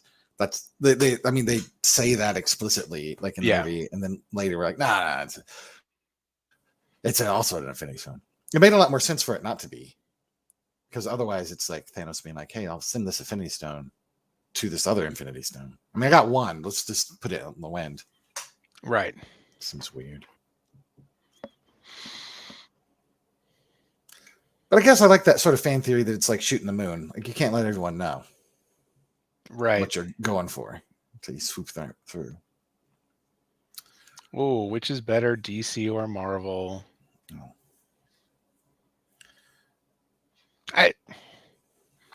I think it's what you like. I used to have a lot stronger opinions about it when I collected comic books, but the fact is if you like that thing, that's the thing that's the best. I think as I've gotten older, I've gotten away from the argument of my thing's better than your thing, just because it doesn't solve any problems, and then nobody can enjoy it. Like unless you get enjoyment out of arguing over the thing. Like, you know, it's like I've been to the Bourbon Trail, and you know, some jackass at the tour I was on was like, what's the best way to drink whiskey? And it's like, I'll tell you the same way. I'll tell you the same thing that I'll tell everybody else. However you fucking want to drink it. Like, if you want to put ice in it, put ice in it. If you want to put water in it, if you want to pour it over Coke, that's fine. You know what? As long as you keep buying it, that's all that matters to us. All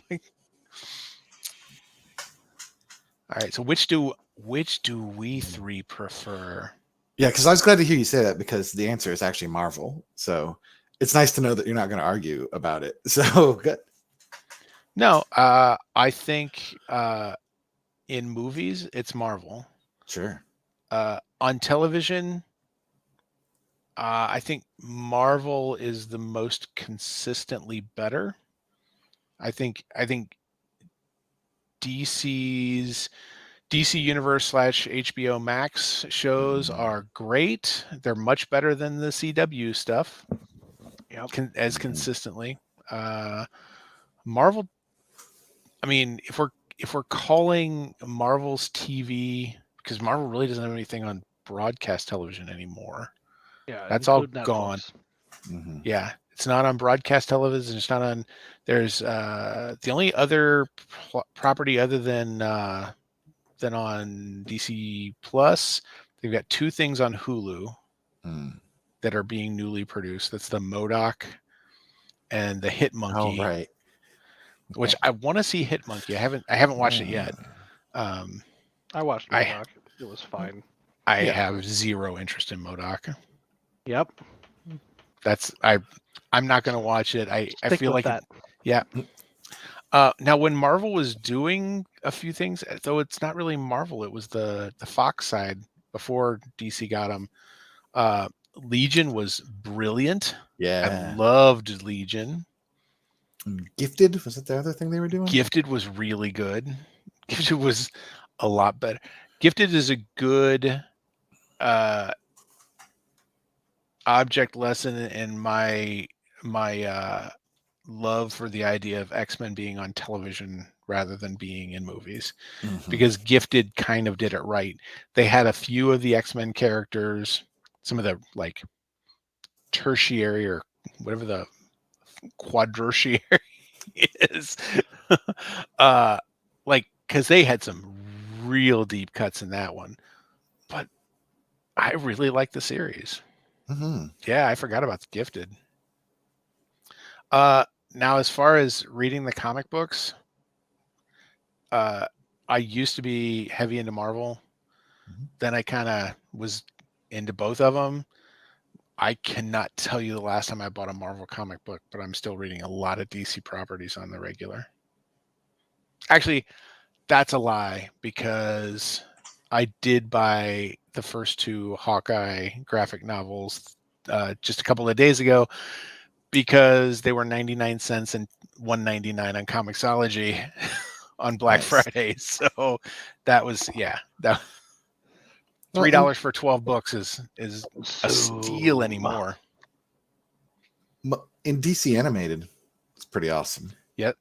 Yes, it is.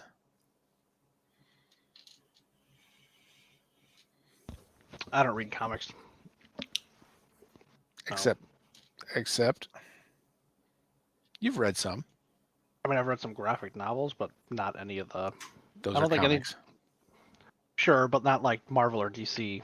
Oh yeah. I don't read like your standard trade X-Men. Like, no. I missed the entirety of the comics universe, I think, that you would think of that isn't like a graphic novel, either standalone universe or part of something else. Yeah.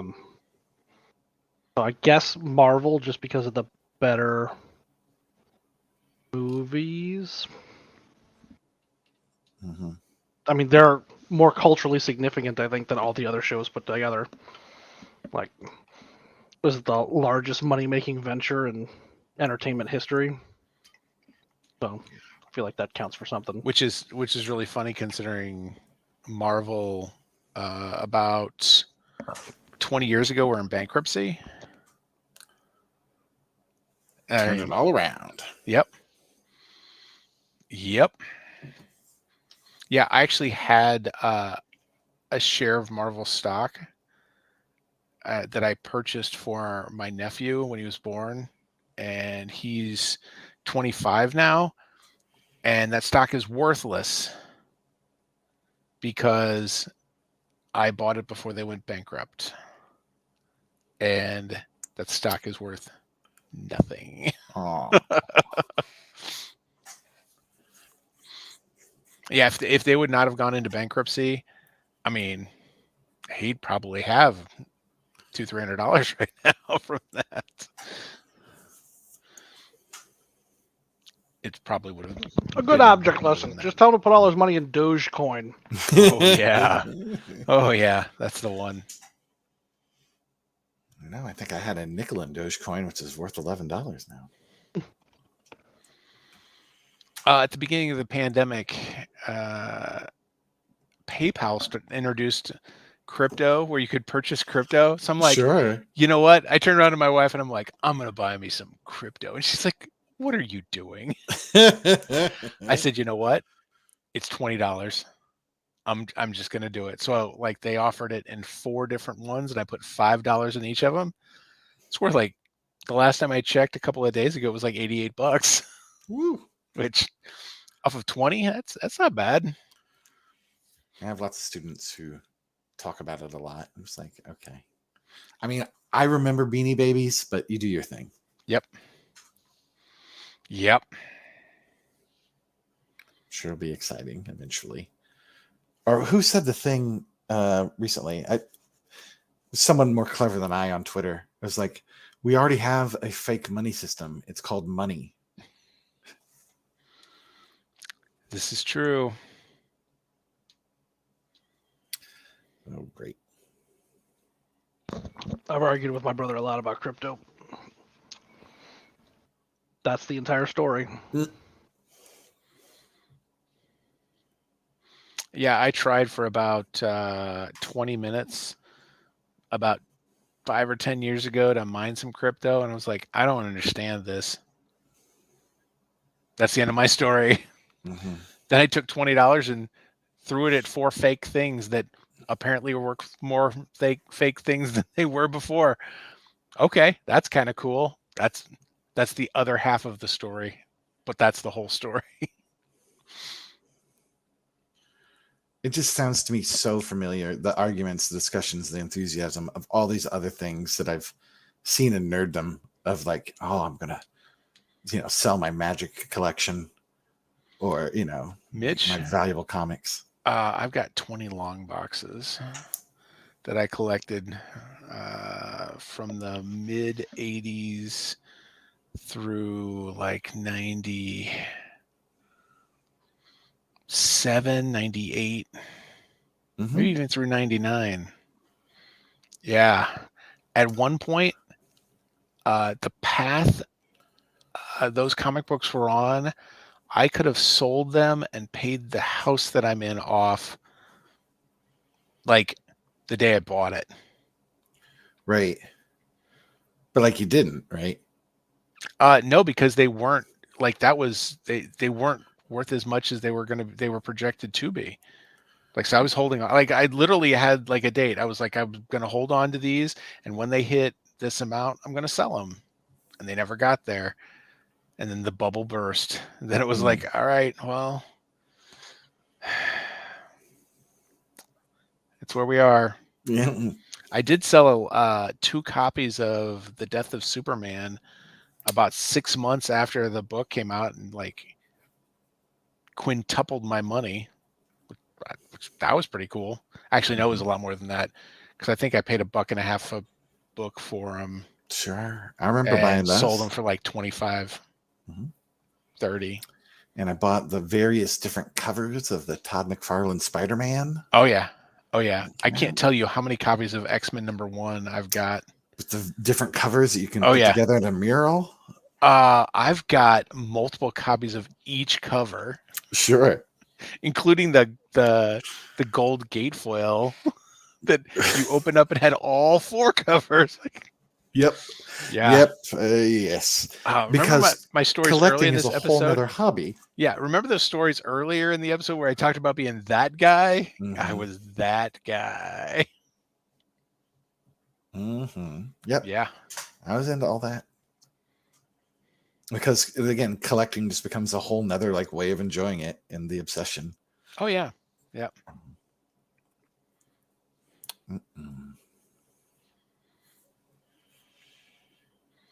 All right, so we did best of, we did worst ofs, we did our personal preferences.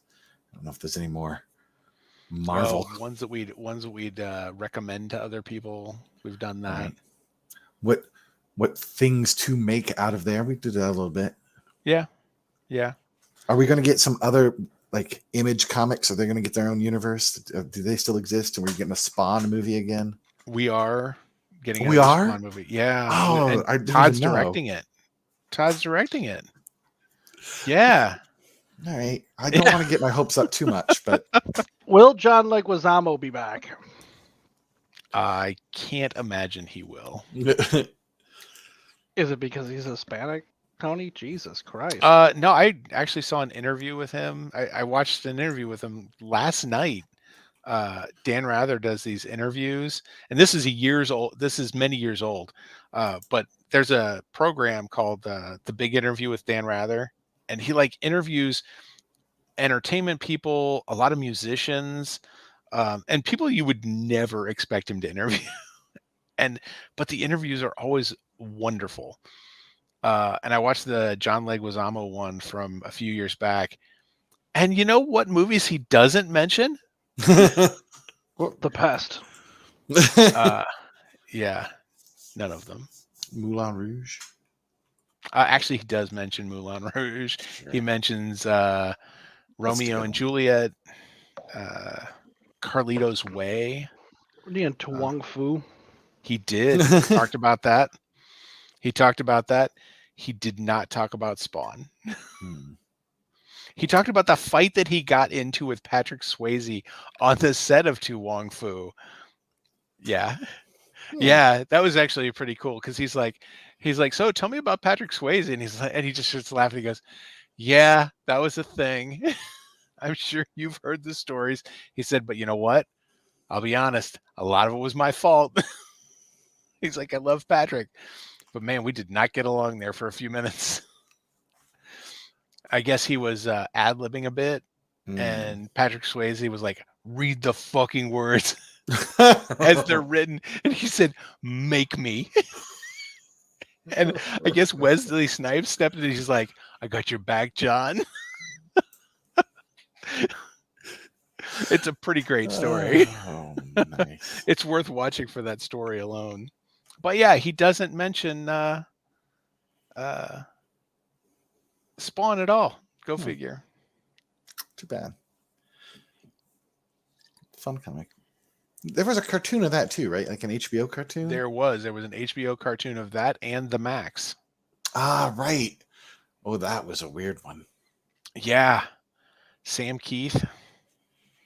Mm-hmm. Yeah, I had those books. Mm-hmm. I what am I saying? I still do. They're in the basement. Yeah, that's a good one. There was a really, really indie mini series called the Brat Pack. This was in I want to say it was the late 80s, early 90s. This was like right at the rise of the deconstructionist comic book movement. That book is seriously fucked up. And it's one of those shows now, though, that, with some of the other properties we're seeing, like The Boys and things like that, Invincible. like Invincible, like I can see somebody making that series. Like they had a Wonder Woman type character that was like I think she was a lesbian feminist with a sword and had a pouch at her hip, and the pouch were literally dudes' balls. She would literally geld people and collect their balls. And that was like part of her shtick. The Batman and Robin analog characters, yeah, he was literally raping Robin. Sure. Yeah, it was brutally effed up. I mean, I think we're going out there in a lot of those theories, like you said, Yeah. The Boys, and they might have a place for that. Who owns? Where does Umbrella Academy come from? Is that a DC imprint? No, because it's a comic from that guy from My Chemical Romance, right? Wrote it for. Is that an indie label that makes that then? I'm looking it up because I don't remember. I read the first 6 issues of it.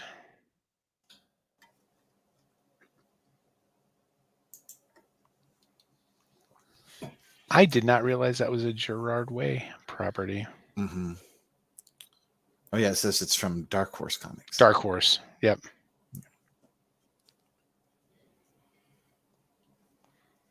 That's been fun.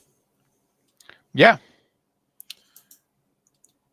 And was Lock and Key a graphic novel also? Yes. Yep. But Joe Hill. Yep. King's son. It was also a really poorly made audiobook. It's a poorly made Netflix show. I have not watched the Netflix show. Not missing much. Yeah. There's so much that it could have been great, and then they didn't. Like, there's this style that I like. There's some stuff that's in there, but like I don't. There's an episode where they introduce an item that does a thing that then you don't need to do any more episodes in the series. So they just forget that they did that episode. Like, they forget the item exists. Right? It's like a mind control box. And like, once you have that, you don't need to do the rest of the show. You just mind control people when you need it. But like, they just never revisit it again. Right? It'd be like if they recognize their problem in like the next episode of Star Trek and they're like, oh, and never talked about transporters again after using them once. Yep. Yeah. The Sandman TV series is coming out. Oh, and that now is that a DC property? Yes. Right. Because that was the Vertigo. That was the Vertigo imprint of DC. Yep. And I mean, we can talk about some of the other DC properties that were made into, so we had Lucifer, which was actually born out of the Vertigo imprint. It was actually the Lucifer from the Sandman comics. Oh. That's where the character got reintroduced into DC. Actually, I think maybe introduced into DC comic books was there, and then there was a series off of that. I don't remember, but I think iZombie may have been a DC property also. Fun show. Yeah, DC Comics. Yep. Yeah, there was a lot of stuff that spun out of Vertigo. Because they kind of just let them go off and do their own thing. There was one season of Swamp Thing. Oh, right. And they did a season of Constantine and then like moved him into other stuff. Oh, they did that movie with Keanu Reeves. Yeah, they did the movie with Keanu Reeves, and then they did the Constantine TV series. Now he's in Legends. Because that series I think was on NBC, right? But then the actor ends up showing up in the CW shows. Yes, I believe that's correct. When are they going to readapt NBC's The Cape into a full film? Oh my God! A feature. We get Heroes. Oh right. I remember when I heard Tim Crane, is that who did that? When he was, I think so. When he was pitching it, he was like, "We'll just do origin stories. Each season we'll do all new origin stories for new people." And that was his plan, which was weird because normally I think like that's the part you can often skip, but because we know it. Yep. And then they ended up not doing that because like, oh, everyone loves these characters. We'll just bring them back for reasons. The first season's not terrible, but then after that, it's like, what are you doing with these people? Yeah, they made a huge mistake. I think the biggest mistake they had with Heroes is the character hero. Just having a time travel character, it breaks your narrative. Yeah, I guess almost. What about Misfits then? Ooh, yeah. Misfits was so good. Was that based on anything? Oh, I don't know. I'm sorry. I was just thinking of the time travel character in your hero squad. Yeah, but Misfits does it really well. They do. Yeah. The problem was they were never going to do it well in Heroes. Oh, no. They were never going to do it well in Heroes. But also, I think Misfits finished the plot and then the plot was finished. Well, yeah, there's that. With Heroes, Heroes was never gonna be finished Mm-hmm. because there's more money to be made not finishing it. That's true. Yeah, I don't think Misfits was based on something. I think it was its own thing. But superheroes and lots of fun, worth watching for sure.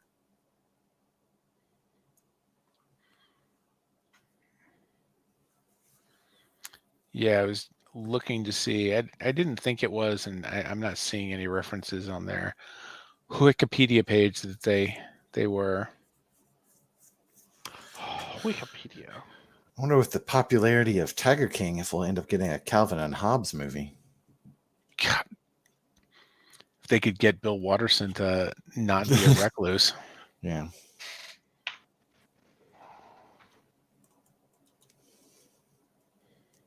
Because they seem largely out of like ideas. Maybe that's another reason the MCU is great, because we can just like get all the stuff that's already done. We can just turn it into a movie. Yeah, and they've only scratched the surface with the stories. Mm-hmm. Like the trick is going to be, I think they're introducing the idea of a multiverse at the right time, because they could literally just say, here's another random white dude who is Captain America, Mm-hmm. and he's Steve Rogers from another universe. Okay. Mm-hmm. Like, or maybe this one's not a random white dude.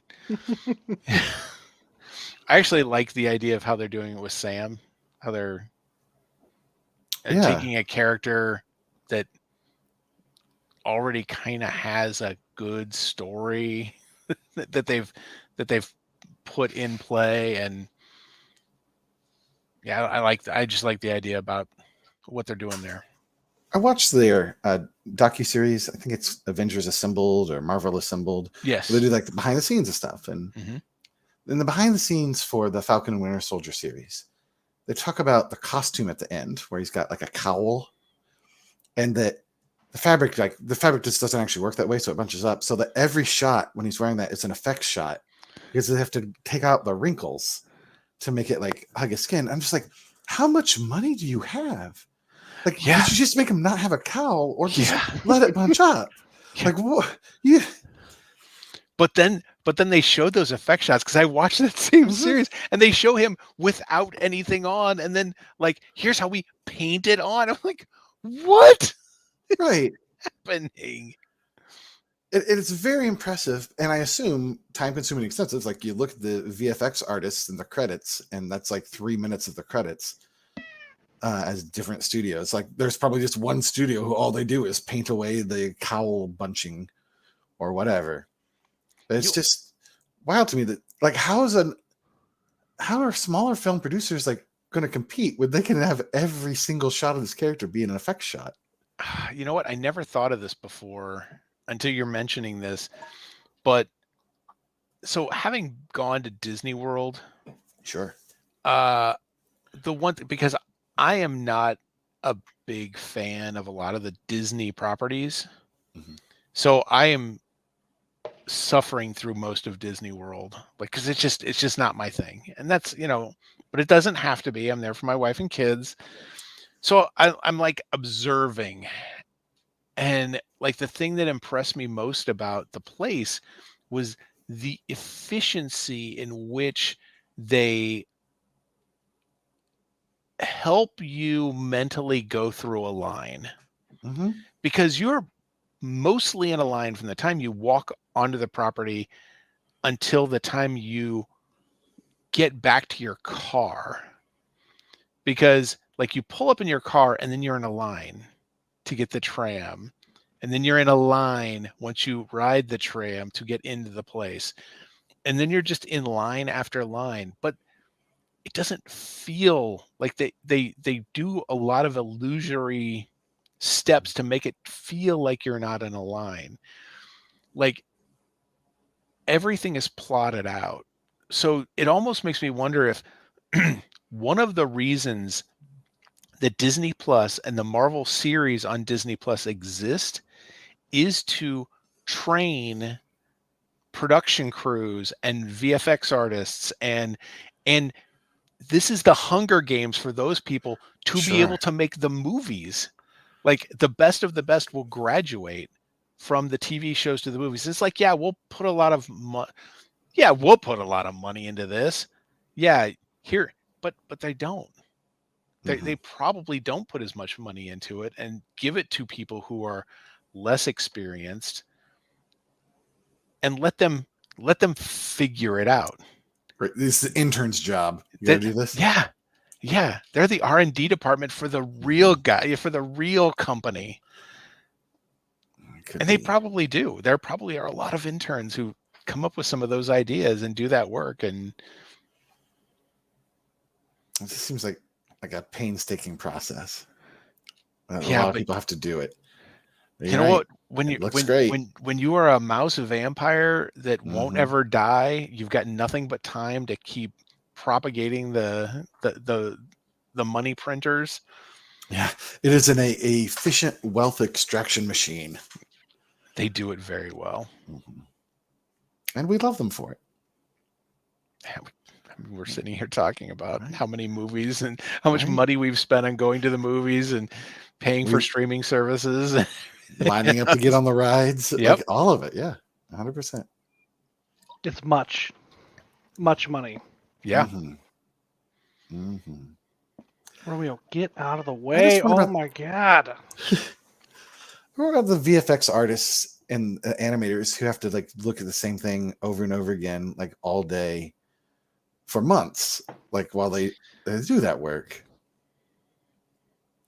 Like, there was a movie a while back with Seth Rogen where the rapture happens. This is the end. Was that the name of that? Yes.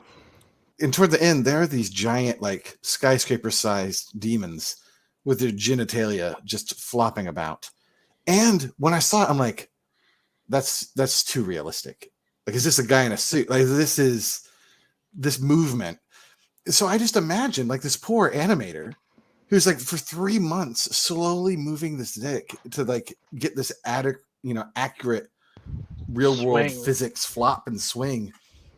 Right? Does he take it home with him? Right? Is this what he thinks about? Like, is he at a barbecue and someone spills a tray of hot dogs and he's like, "Oh, that's it," and like, is he having sex with his wife, thinking about the angle of that dangle?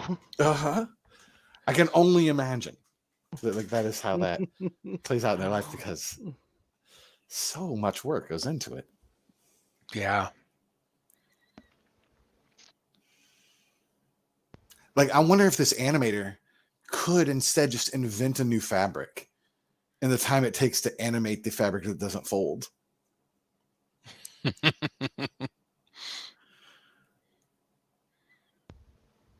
Be like but that animator is an animator. They're not a true.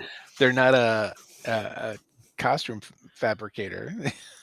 It might be worth it to them to go back and study textiles, right, to create this fabric instead of actually the time to draw it. Yeah. Disney could probably invest in a space age material. It's like it becomes the Tang of the MCU. Yeah. So what's going to happen is they're going to introduce for the Fantastic Four movie actual unstable molecule T-shirts that you can buy. It'd be wonderful. Buy your FF T-shirt that's actually made of unstable molecules, which they own the trademark for the name, so they can call it that. Mm-hmm. Yeah. Self-smoothing, self-repairing. If we do bring in the Fantastic Four, I mean, we get Galactus, and then we have the Galactus Arishem fight. Terribly boring. It's coming. Giant space monsters fighting now. I mean, we've already had the Celestials. I mean, right? Galactus isn't. I mean, at this point, you might as well just say that Galactus is a rogue Celestial. I mean, or you can just tell the story of what Galactus really is, because why not? I mean, we have an Eternals movie.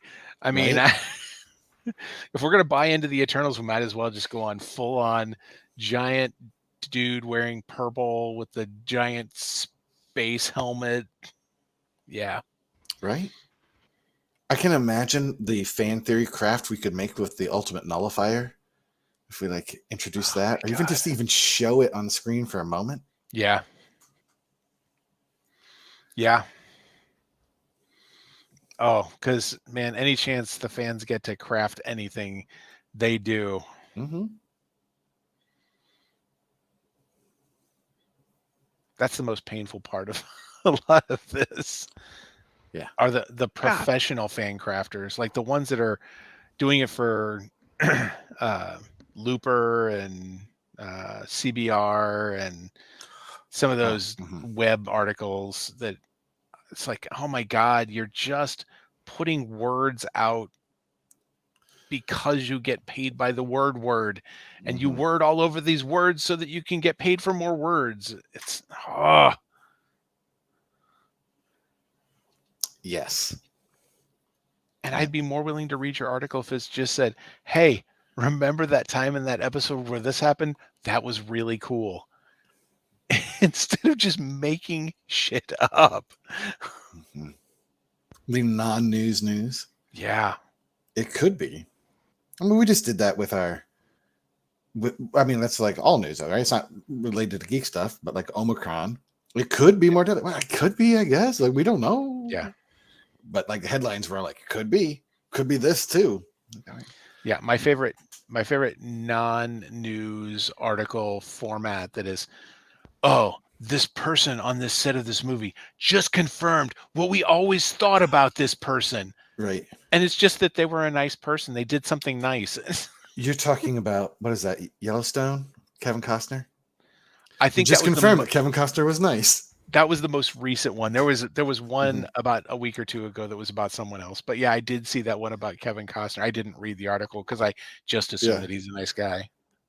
Yep, all of those. Same way.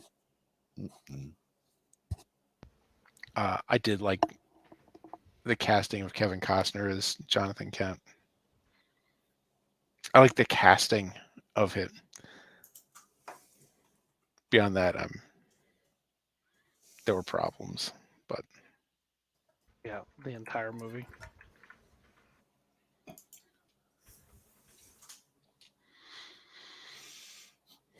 Anything else to say about the Eternals?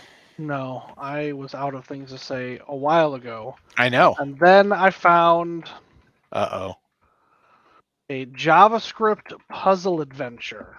What? Where you are escaping, like an old ASCII role-playing game where you are escaping and like this thing, and off to the side they give you a big block of JavaScript, and then you have to hack the algorithm to solve the level. That's clever. It's a lot of fun. I think that is what I've been doing. I think I'm going to need a link to that.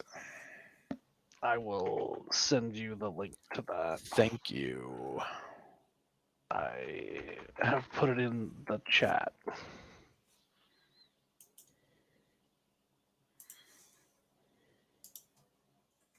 Untrusted, a user JavaScript adventure. Nice. Very cool. All right. I don't have anything else to talk about, gentlemen. Me neither. No, I'm good. All right. You've been killed drowning in deep, deep water. Well, I will see you next week, David. Mitch, you're welcome to come back anytime. All right, fun. Next week, we're going to talk about the movie that we mentioned earlier that I can't remember the name of off the top of my head. Yep. Neither can anyone else. Nope. It's... Oh, no. Yeah. The Harder They Fall. That's it. Thank you. With Michael B. Jordan and Idris Elba? Idris Elba, yeah. Where Wallace at? I guess, do they create that scene? That'd be great. All right. I'll see you guys later. All right. Catch you later. Bye.